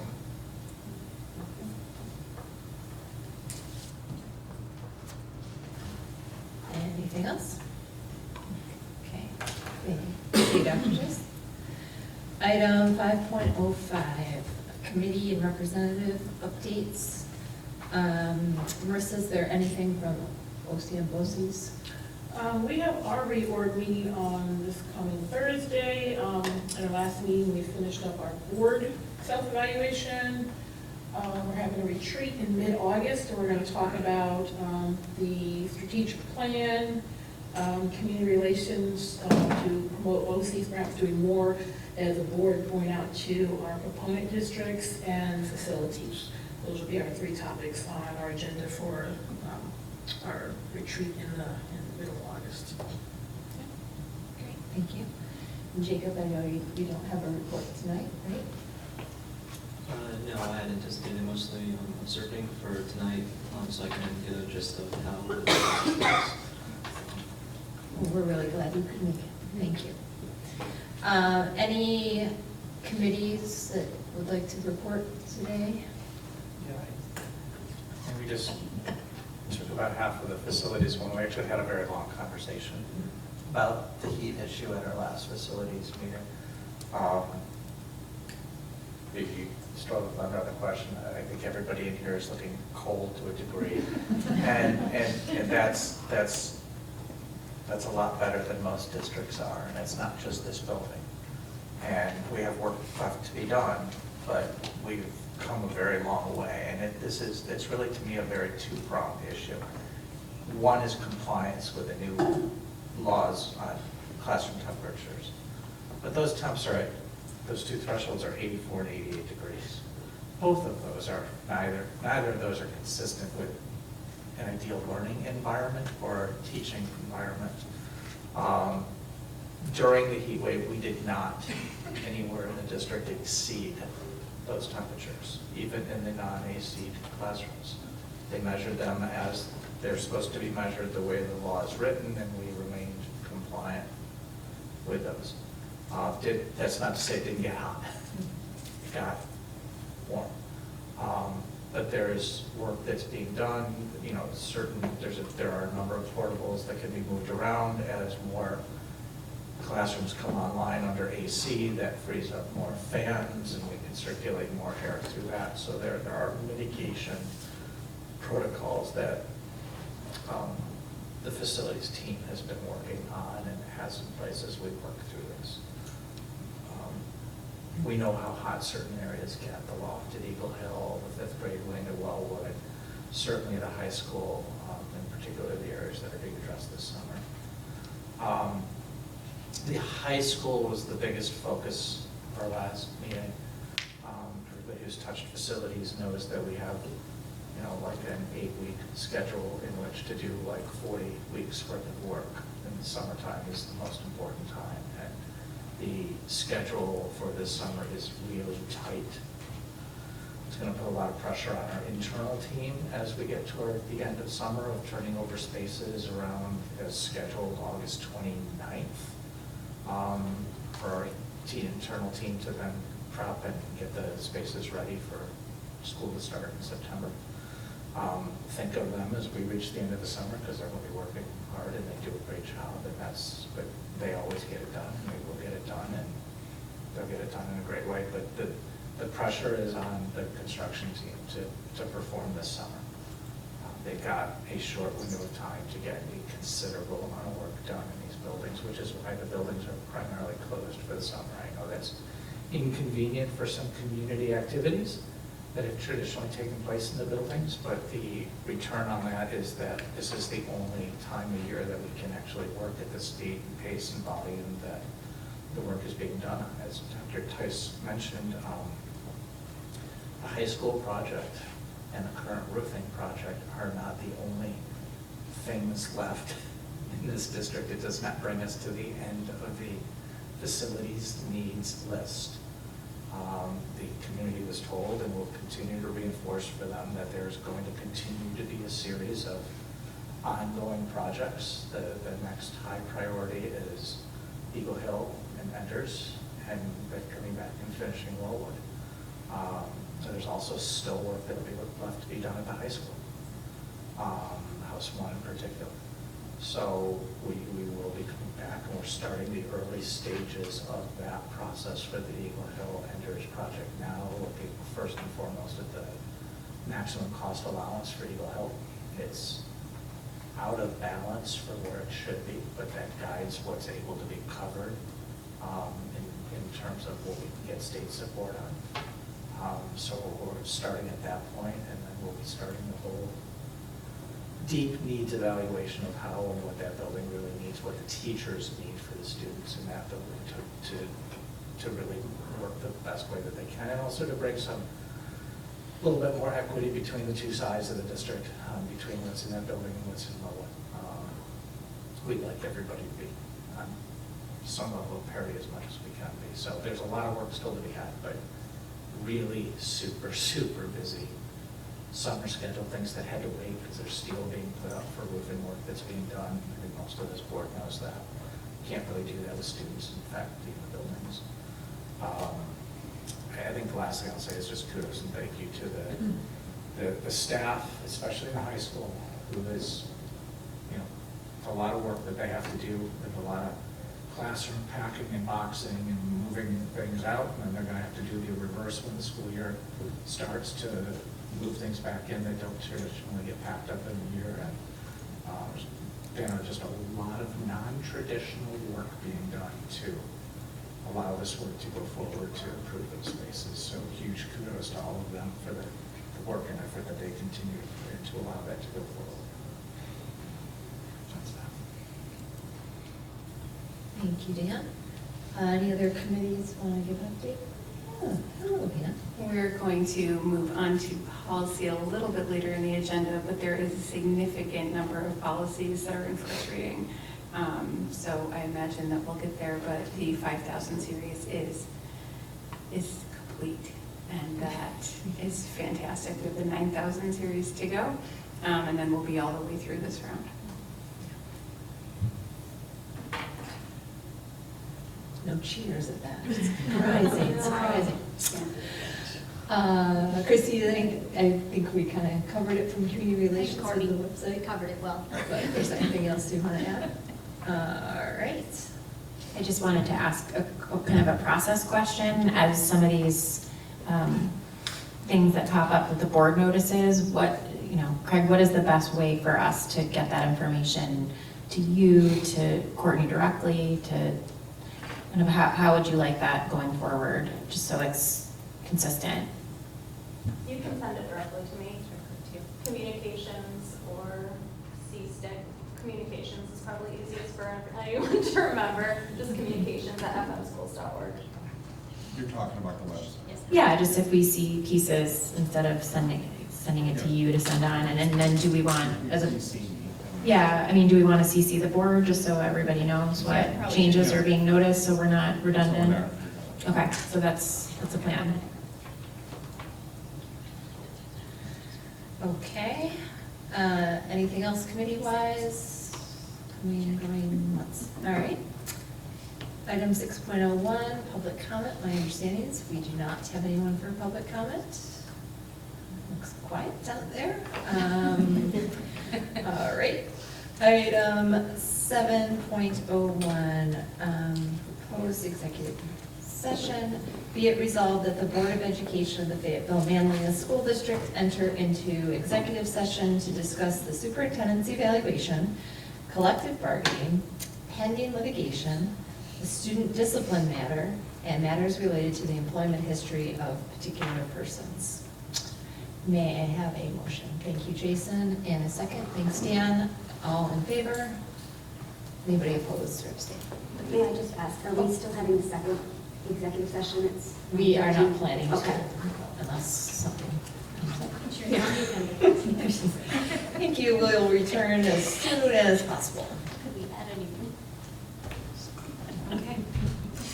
Sorry, I should say.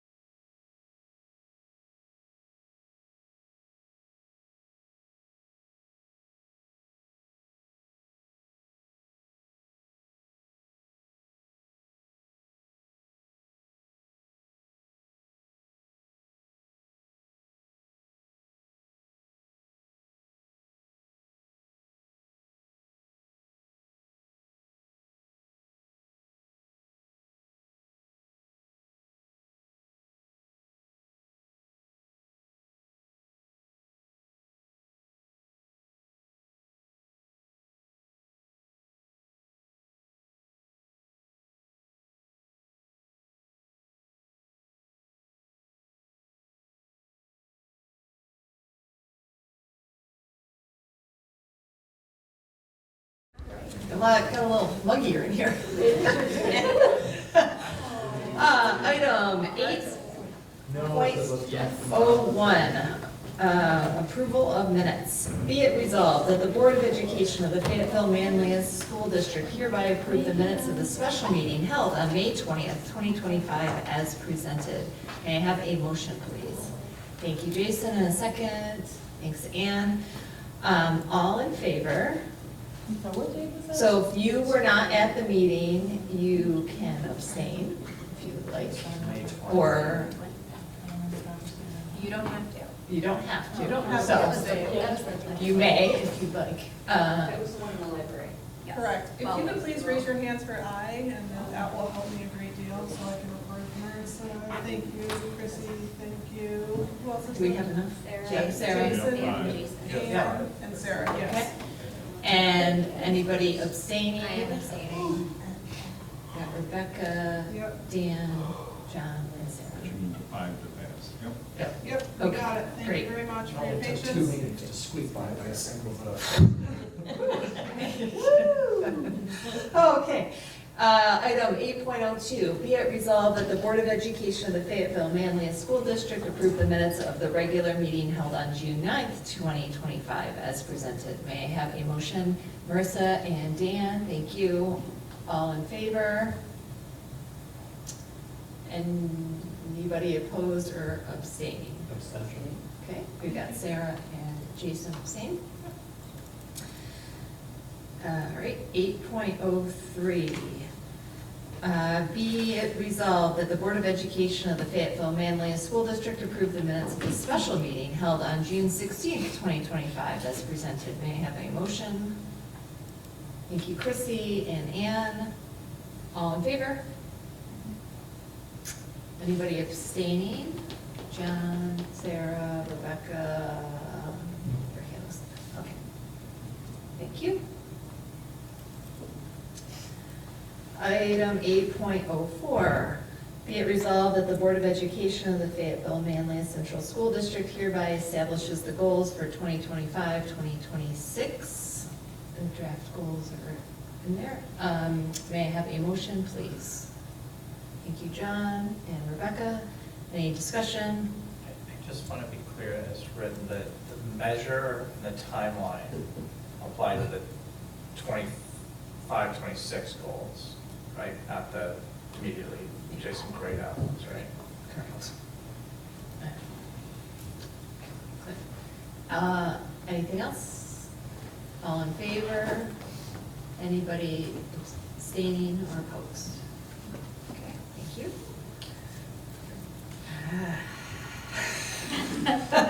Item 8.05, policies and first reading.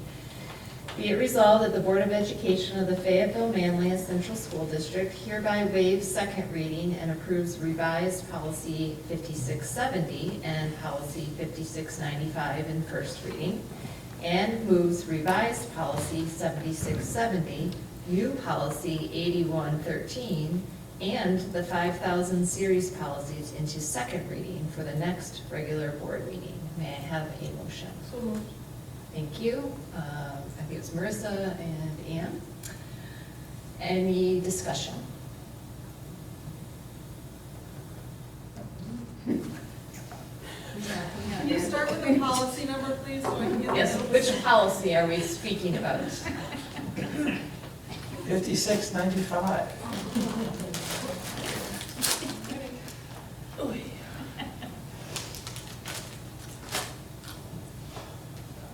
Understanding that we have state requirements, I do understand that. I not really ever been prone to, let's pass something so we can just adapt and adjust it later.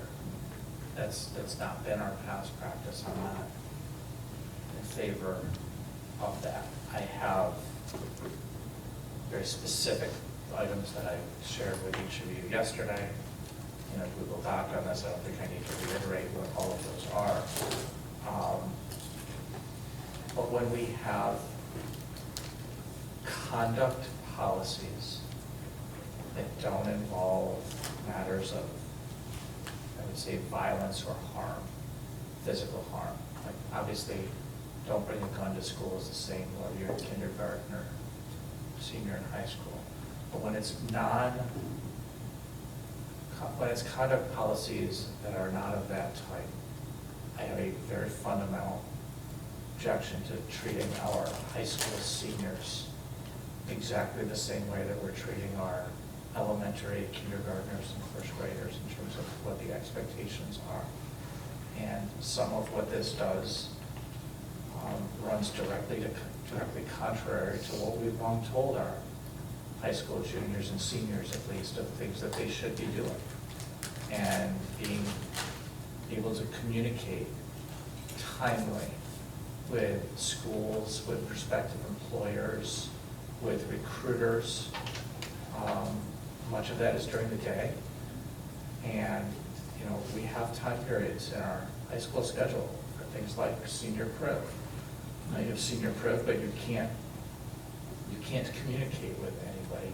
We're specifically telling our students not to use their FM emails for those matters. And we're giving them no way to communicate outside. And I have a very strong fundamental objection to that. I think that can be viewed as matters that are related to education, where they're going to go to school next year, what things they're going to participate in next year. I think we could carve out exceptions that allow our high school juniors and seniors, when they're on a free period or during a senior period, to be able to use a device to be able to communicate out to external schools, coaches, etc. I think that there is a method and mechanism by which we could do that. Now, presumably, we could potentially do that within an administrative regulation, but we don't yet have an administrative regulation, so I'm not all that comfortable relying on what may or may not ultimately land in a hypothetical administrative recommendation. I think that that's problematic. There are some just technical things in the policy that I don't fundamentally understand. So, number one, there's an optional sentence in this. Am I correct in understanding that that is being removed? Say yes. Okay. The sentence that follows that optional sentence is not policy language, it's a statement. We had long ago moved in policy away from making just statements and leaving actual policy. Some will agree with this last sentence in the first paragraph, and some will disagree with it. But it's not necessary for a policy, it's preamble language. The policy as mandated by the state concerns strictly internet-enabled devices. But we go away from that language further down under device access and storage. The second paragraph says all students are discouraged from bringing devices to school. Any device that is brought to school must be kept in the student's locker, classroom cubby, or backpack. That's not limited to internet-enabled devices. Is the intent, unless specifically to those on policy, is the intent that that covers the internet-enabled devices, or is that intended to cover all devices?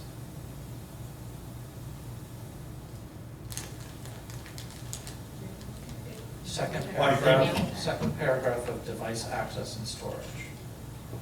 I think the optional sentence, which was eliminated, was the operational definition, correct? So I think it identifies, I mean, I understand your point, but I think it's defining personal electronic devices, and then it lists.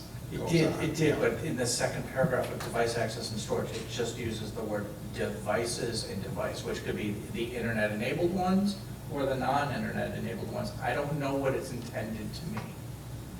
Well, where I was going with it, if we're going to eliminate the optional sentence, then we probably should put in the adjectives before. I'm not arguing with you, I'm just saying I think one without the other is problematic. Well, I guess it may or may not be. I mean, my question is, what are we discouraging and what must be locked up? Internet-enabled devices or all devices? Like if somebody has a Fitbit, it's not internet-enabled. Are we requiring that be in their backpack or locker? I don't know what the intent is of this as written. Yeah, it can say internet-enabled devices. I think there's still going to be an implementation question, that is that a smartwatch or a Fitbit, you know? So I think we're still going to struggle with that as educators. Okay. And I get that that's where we declare, but this is more broad. So in that paragraph, the second paragraph of device access and storage, what I would ask is that each of the two places where it says devices or device, that be changed to internet-enabled devices. And if that change is there, then it helps clarify that problem.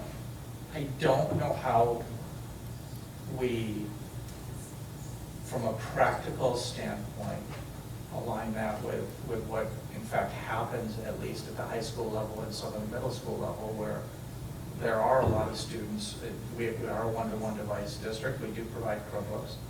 But there are also a lot of students who bring their own computers and use their own computers. Are we saying as a district that students are no longer allowed to use their own computers in school? That's been our consensus here, yeah. All internet-enabled devices. But we're not saying that, the state is saying that. The state is saying, repeating what the thank state you, says. correct. Well, no, we're not really saying that, because we're saying in our schools that the students can still use their Chromebooks. Those are internet-enabled devices. We're saying you can use those. School issued, yeah, so what it is, the difference is that it's a school issued device. Okay, so in essence, with this policy, we're banning students from using their own computers in the school cart wash. Correct? Correct. Okay.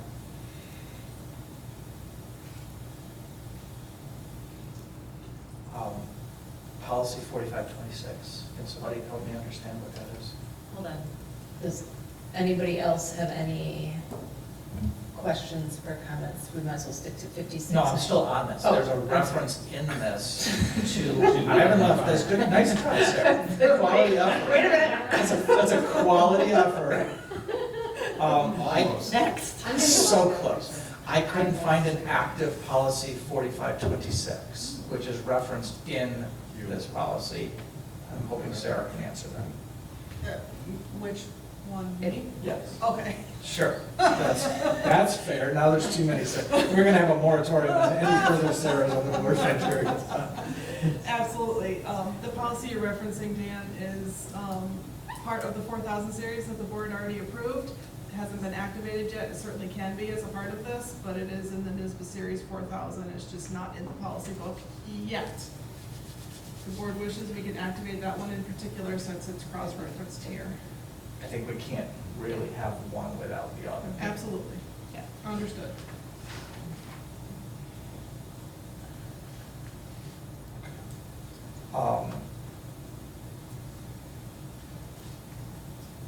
This policy is proposed as silent on the other part of the state's law that addresses non-internet enabled cell phones. That's part of where my question was going with devices generically. Are we permitting or not permitting non-internet enabled cell phones? The law specifically says that those are permitted under the law as passed.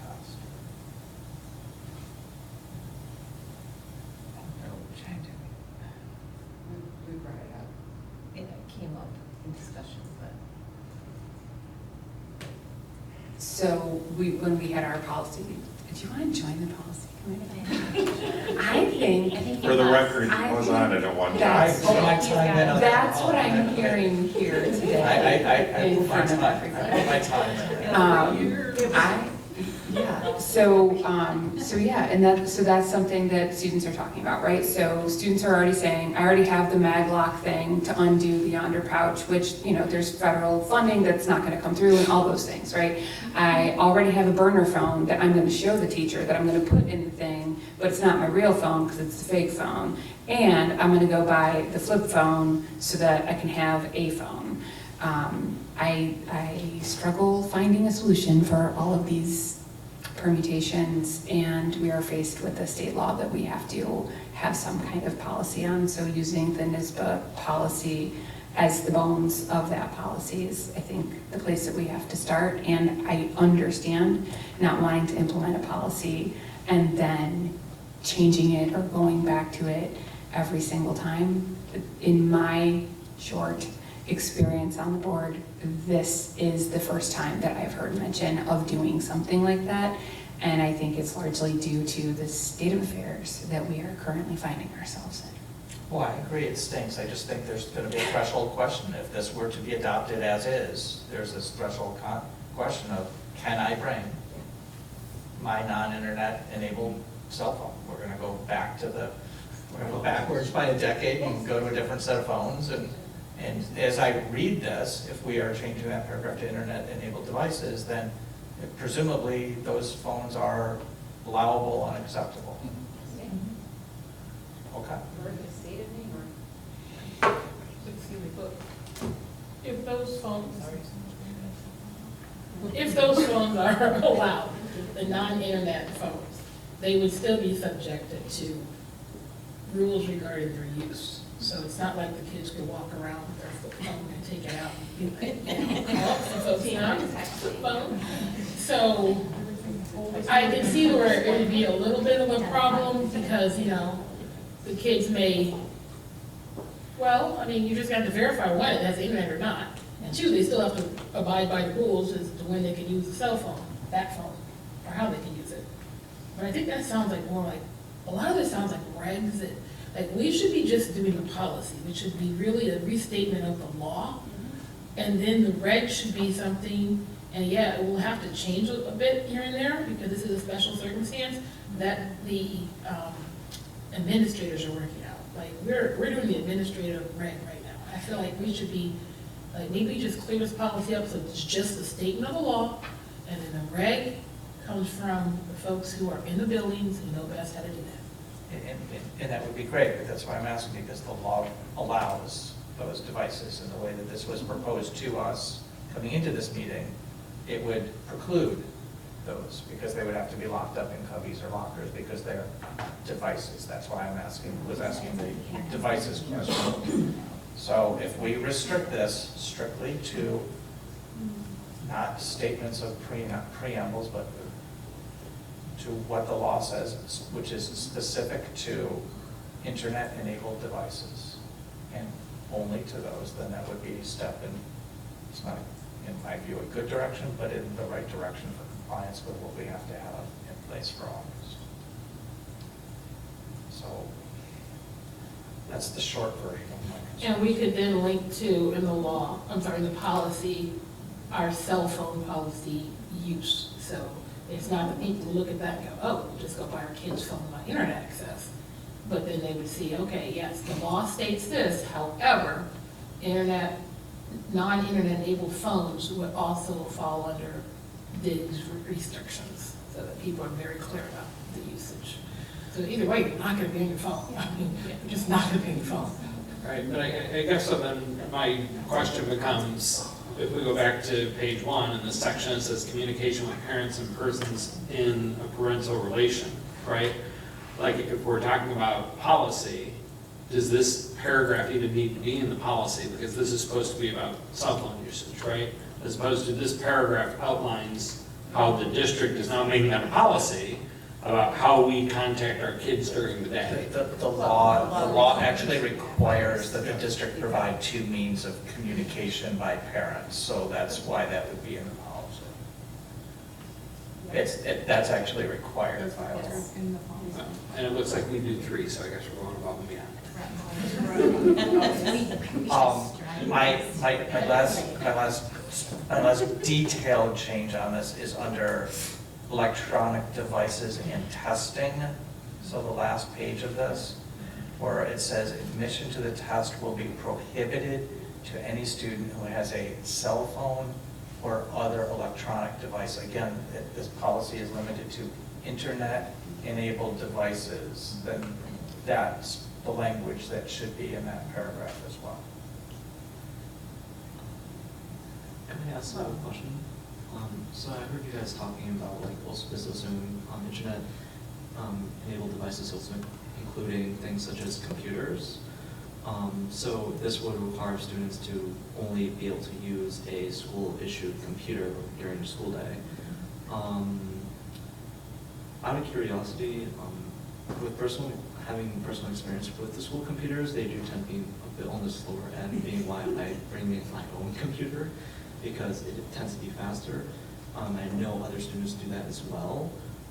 Do you think this could also hinder for certain students who do certain activities, such as, for me, I do robotics. Sometimes stuff we use, like computers, require a little higher, I guess, performance, a little better at handling what we use, because we can't use robotics after school. We can't use the actual computers, which, because of that, makes it much harder. Do you think that would be an issue? So there, I'm sorry, can I just there is a provision in this that allows an exemption, which we're going to have to liberally use, which says with administrative approval, that the device can, an internet-enabled device can be used with administrative approval if the teacher has authorized the use of specific devices. This would address, Jacob, what you're asking about, for a particular activity, after which that device must be stowed per this policy. So, In advance, right? It just can't be in progress. so like the teacher leading robotics would have to make a request that the administration would have to approve to allow personal devices to be used for that purpose at that time. But can I just clarify, Jacob, is the robotics a club Yes. versus a class, right? It's a club / team. We do also participate in competitions. Right, but it's an after-school After activity. school, yeah, we So start- I know that was also part of the conversation, is bell to bell means activity period moves into the middle of the day. As we move activity Well, periods we're in the not middle of the there day. yet. But Do a lot of students use their own personal computers for class purposes? Yes. Yes. I mean, which basically all classes basically use the computers as in some way or another for either classwork or for activities like Kahoot or other. Yeah, it's basically every class. It's I would love to know as part of this, and a part of, first of all, I don't know what the student involvement has been in the drafting of this. That was a requirement in the law, was to consult with them. I'd love to know across our student body, starting in the high school, because that's where it's probably most prevalent, is what percentage of the students are bringing their own computers to school? Because that's going to quickly measure impact for things like what Jacob's referring to. Yeah, I mean, some students use their iPads. Some people use their iPads for drawing, for art. I mean, I feel like this does to some extent hinder some students in what they do personally, as some people use their iPad for art. Some people do coding on their personal leisure. I mean, I feel like for some people, it does limit on what they're able to do, and I feel like it's not exactly very fair to them. And I do feel like maybe we should do a poll and talk to students and see what the actual population is, as it would be a bit unfair to force them to use something that underperforms what they would otherwise be doing. Understand that things such as people using computers to play video games and whatnot is a concern, but at the same time, it's pretty hard to police everyone, and it would be unfair to the population of students who use it for purposes that are out of school that they otherwise can't do with the computers that are provided. I mean, there's a significant number of students who are using tablets for note-taking in classes. That, in theory, will no longer be allowed under this policy. But again, if what we're doing in line with what the law requires us to do, because you make very good points, Jacob, and I think those should have been considered when the law was drafted, but unfortunately, the law puts us in a box where this is what we have to say in the policy. So at this point, it's not, going back we can go back and ask our students and say, okay, what do you think of this policy? I mean, and you guys, you're giving great feedback right now, but we also need to be telling you that it's a little late for us to get, you know, the feedback is the law's already the law, unfortunately. I mean, what does the law say we have to do? That's, and whether you like it or not, I mean, that it is what it is, so we have to follow the law, you know? And I think it's not, you make great points, I didn't think about that, you know, about the kids doing those types of activities. I thought about the after-school ones, but yeah, some kids are gonna be doing them during the school day. And it's not fair, they're being punished because of the broad law, but you know, you get your legislative liaison. I mean, we're using a model policy, and some of those nuances we might need to consult legal counsel to know. Like, I didn't read the law recently, but is internet-enabled devices like a defined term that has very specific pieces, or is it more broad? So I think some of these issues could go back to policy. Rebecca, the definition of internet-enabled devices in the law is exactly as it stated reads in this. But we also, as a district, do have room to specifically carve out specific exemptions. Those can be carved out in policy, or they can be carved out in administrative regulation. And for educational purposes, I would think that taking notes in class on a tablet is an educational purpose that could, in theory, be carved out. I would think that using a faster device on, if you have one on during exam time or paper writing, could be carved. But that's parcel of why the law also required that the students be consulted, because we should understand better as a board what the uses are and what the use cases are of these devices in the schools that should be considered to be carved out, so that while we're constrained to an extent by a state law over which we had no say, we can still be smart and put our students and their education first in certain carve-outs that we put either in policy or administrative regulation to be able to not hinder their educational work under the guise of whatever else. So I have a question. Where it says, I'm looking at the NISBA sample policy, and it says that there are allowable exceptions such as healthcare, translation, family care, or educational purposes. However, use must be allowed under IEPs and Section 504 plans. So is that saying that the exemptions are for those students, or is that saying that it's something that for all students, but it's has to be allowable under Section 504? It sounds to me like it's a exemption for educational purposes based on a student's IEP or Section 504. Is that? Well, if you read the next set down, you know, with administrative approval, the teacher has authorized the use of specific devices for a particular activity. You know, so from policies committee perspective, we wanted to be able, by August 1st, we have to have a policy that follows the law. And so we wanted to have, meet that criteria, and then leave the how up to the administrative regulation, which was intended to get as much feedback as possible from FMTA, the administrative cabinet, students, different groups, to be able to understand exactly how they could implement this within each building, given that different ages have different criteria that might be acceptable or not, different issues. So that was sort of our goal from a policy perspective, was to try to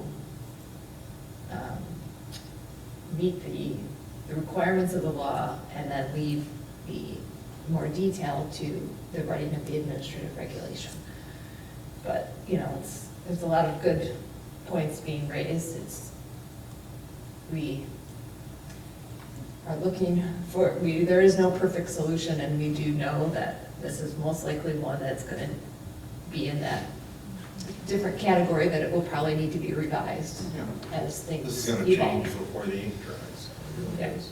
So, out of curiosity, for I guess the time being with this policy, would it make sense to for students who have like a personal like laptop or tablet to have to fill out some kind of paperwork that's signed by their parent and agree that they'll be using this for academic purposes or purposes that, you know, or some kind of paperwork that they have to get signed as well as looked over by, you know, I'm not too sure who looks over such, and just so they can get approval to use this device as like a short term before this whole policy can be much more, I guess, specific, because I feel like it's,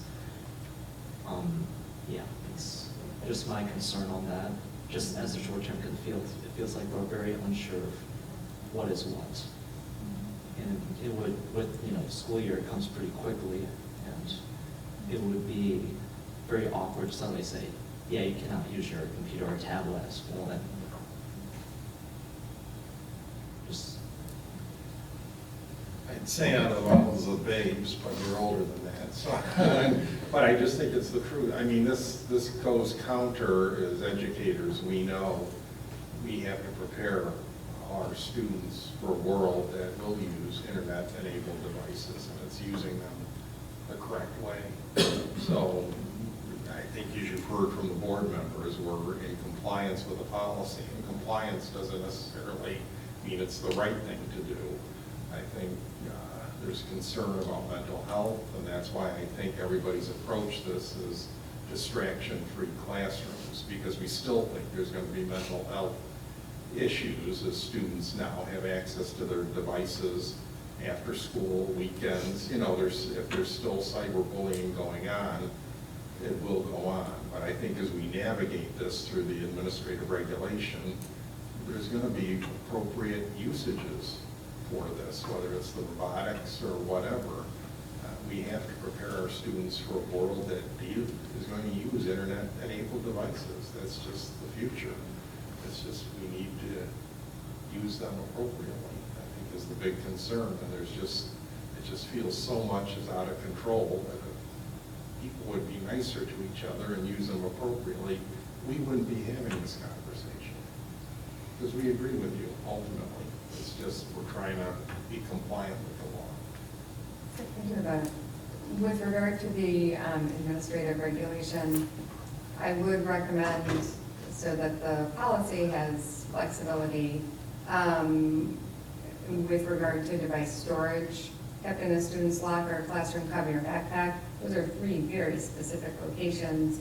Is it permissible within whatever the model policy is to add or other designated location? Because I would assume the administrative regulation might have alternate. I don't know that we've settled on yonder. One of the things we talked about, and the members of the policy committee can jump in here as well, is freedom with responsibility. And the idea is we would prefer you keep the device at home, as I think the governor said, and if you can't, store it in your locker, and if you can't, in your backpack. And then I think as violations occur, not just with respect to the policy, you know, if you have it in your backpack and somehow you have it in your hand in the classroom all the time and can't put it down, well then maybe you should put it in your locker. And then if it's in your locker and you're making frequent trips to the restroom in order to use your phone, well, clearly the locker isn't working, maybe you better leave it at home. The idea is to build in the insubordination piece to it, that in the code of conduct, you know, we want you to have the freedom with responsibility, we want you to keep them in your backpack, just leave them there. We're not trying to be mean about it, but if you can't show the ability, you know, the self-control to keep it there, then the fallback position from the backpack is a locker. The fallback position from the locker is the home. The idea is put that distance in there for the self-control. Again, jump in here. Yeah. Sure. And my point wasn't about. It gives more flexibility. Right. It's really about writing a policy that gives you flexibility when you draft the administrative regulation, so that and maybe the wording of or other designated location, meaning that the school or the administrative regulation designates what that location is, not that the student chooses. I'm just saying we have three very specific locations listed in a policy, and maybe we want the policy to provide for more flexibility when the administrative regulation is drafted. I think that makes sense. And what is the timeline for the drafting of the administrative regulation? Administrative reg, we have convocation in end of July, and then we promise to share with the teachers in August. So, administrative regs have never been within our purview. We don't draft them, we don't approve them. My concerns on this policy may be less, depending on the reg, or they may be more, depending on the reg. So, I think, and I think how students are informed of what they can and can't do, and what parents know about what can and can't be done is really, that's going to be most informed, it sounds like, by the administrative reg. And we don't typically do a lot to share administrative regs out across our student body and our community. That has to be very, very, very different in this instance. So that there's great clarity in what's going to be allowed and for what purposes and not for what purposes. We're not the only district doing this. BOE just passed a policy at our last meeting, and I'm sure other districts are doing the same. So perhaps and you can do it right through, oh my gosh, it's so late here. You can do it right online and look and see what other districts have passed for their policy. Right. You know, we don't need to be at the wheel. Let's see what other districts are doing, because we're all in the same boat here. We often have the same things. I mean, some districts are not going to have as many students that have their own personal devices, but they're all going to have to communicate the changes to parents and students. So what are they doing? What can we learn from that? May not be the only thing that may not work specifically for our town, but This is just first read. what can we do? Because, I mean, I feel like with this policy, people are either for it or against it, right? I mean, it goes back to the cell phone usage in school, right? So you're not going to make folks happy with any sort of policy like this. So I think the best thing we can do is follow what the law says and let our administrators do what's best for each building, each age level. Yeah, I do think, yes, certainly we can look at what other districts are doing for adopting the policy just to be consistent. That's why we went with the sort of model policy to start. But then, Dan, I think to your point, it's a significant enough change for everyone in our school community that it would be a good discussion for the board to have to just understand sort of the communication plan, the rollout, and what actually, the how behind it. Even though the board doesn't get involved in writing the administrative regulation, I think it would be something for us to make sure we're all on the same page about. So I think that would, does anybody else have that as a request from the board? I think one of the things that would make sense in light of this and the impact of this, we have an August meeting. Presumably, hopefully, that reg is mostly, if not completely drafted by then. That we should at least have that as a placeholder discussion topic at the August meeting. I know that's unusual in terms of an administrative reg, but because of, this is a drastic change in the district. Which obviously, are we talking about the I don't remember the regular board dates. meeting, or are we talking about the Regular one that's like? Not that stop August meeting, 11th. the regular meeting. Okay. Well, we can't wait to approve the policy, though. I didn't, I'm just, saying no, that. I'm just. Okay, so in the light, our computers are apparently going to be shutting down. I'm trying to do that. I'm trying to get it right. Equipment, Shut down one at a time? No. so these internet devices will be. No, 9:30, Justin, 9:30, they can shut down. You may not log on your personal device. So I think we got the policy committee, I think got some great feedback. Thank you all for your participation. And so we will be looking at it, but we can vote to either move it into first reading or move it to second reading for the next regular board meeting, but we can take that feedback back to the committee. Uh-oh. I can read it, I'm still good. Oh, So- really? She's on a personal device. Apparently we're up tonight. I've texted our tech director, I don't have a response yet, I'm not surprised. But I will read the motions and everything, if that's all right with you. There's an August, the problem is there's an August one, correct? Caroline? Yeah. So this board's gonna have to vote. I just want to be very clear on what this board is voting on. There were 3 places where it was devices or cell phones. And whatever you're gonna vote on, all 3 of those places, it's being changed to internet-enabled devices. Yes, and it's still going. Yes. Still going. But it's gonna be after August. Oh, we have another meeting. Not a full board meeting. Oh, I'm gonna be, can The July one? The July 28th is a drive-by. 2 minutes. Do not shut the ignition off on your car. Yeah. Yes. Approve and revise. I don't know what. My understanding is this will come back on July 28th, is that what I'm hearing? No, I think we approve, waive second reading, and then promise each other right now, we're gonna revisit it. This isn't gonna end.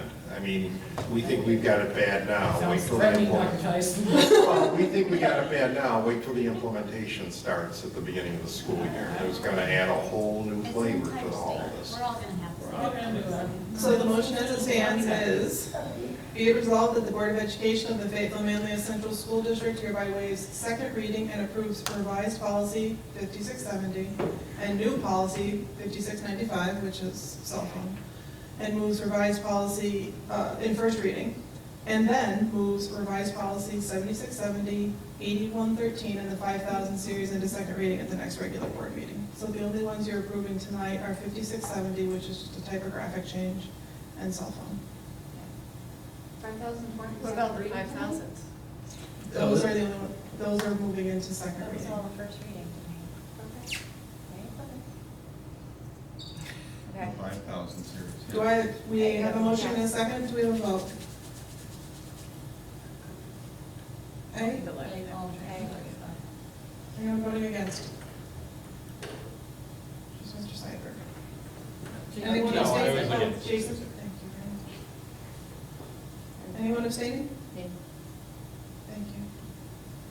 All right, thank you very much. I think I'm back on. You're back on? I am. I have Do you want me to read, Sarah, or are you okay? Hold on, just keep going. Yeah, maybe just. Keep on. 8.06, approval of consulting agreement. Be it resolved that the Board of Education of the Fayetteville-Manlius Central School District hereby authorizes the superintendent to execute an agreement with Paula Kopp for consulting services through August 31st, 2025, and in an amount not to exceed $4,000. Do I have a motion? Ann? Second from Jason? All in favor? Anyone against or abstaining? Thank you very much.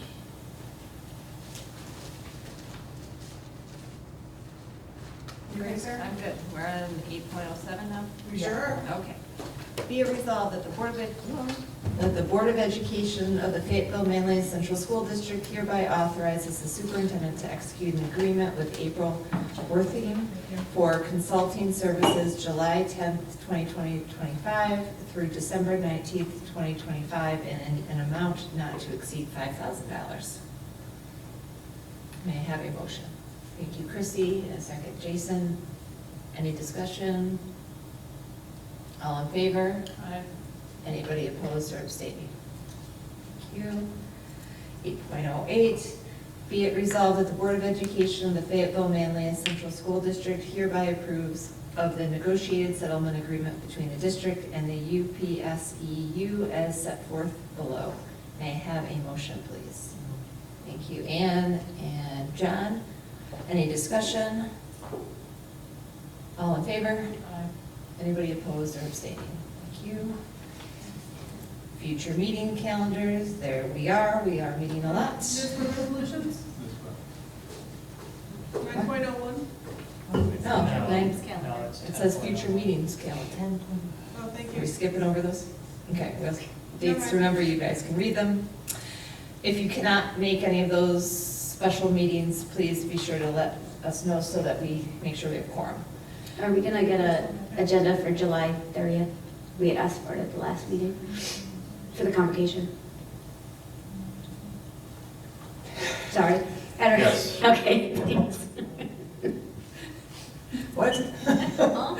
Squirrel. Yes. So I just have a question on the meeting schedule.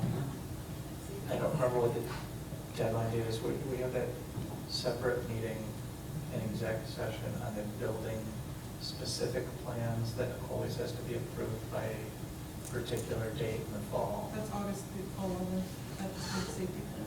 So that, well, I thought that's the hearing on the district one that was made available tonight, but then there's a separate one that we do in exec that is the building specific. Last few years, they've been the same date. Same day. Same date. All right, but, so we're doing that night in exec? Correct. So there's gonna be a whole lot of docs in advance for that. Yeah. Oh, by the way, I won't be there for that meeting. Really, I won't. If there's, I don't know where Kelly is at with those, She's been working on them. but the sooner that we can get that stacked, the better, maybe ahead of the agenda coming out. Thank you. Okay. Right, 9.02, dates to remember, it's blank, so no dates to remember. It's summer. It's summer. It's summer. 10.01, NISBA resolutions. So that is the resolution that we have in the queue. Was there anybody, you guys were all supposed to give it some thought. Is there anything else that folks wanted to bring up for conclusion? Okay. Silence means no. 10.02, board development. So there are 3 NISBA opportunities to partake in if you are interested. Sarah can get you settled with those. Sarah Ridley. What? Oh, sorry. 10.03, potential considerations for future meetings. This is kind of our list of things that we are wanting to keep on the horizon. Any questions, discussion? No? Okay. Moving to consent. Be it resolved that the Board of Education of the Fayetteville-Manlius Central School District hereby approves the consent agenda as presented. May I have? Thank you. And Rebecca, all in favor? Anybody opposed or abstaining? And we're not doing another executive session. Adjournment, be it resolved that the Board of Education of the Fayetteville-Manlius Central School District hereby adjourns the meeting at 10:08.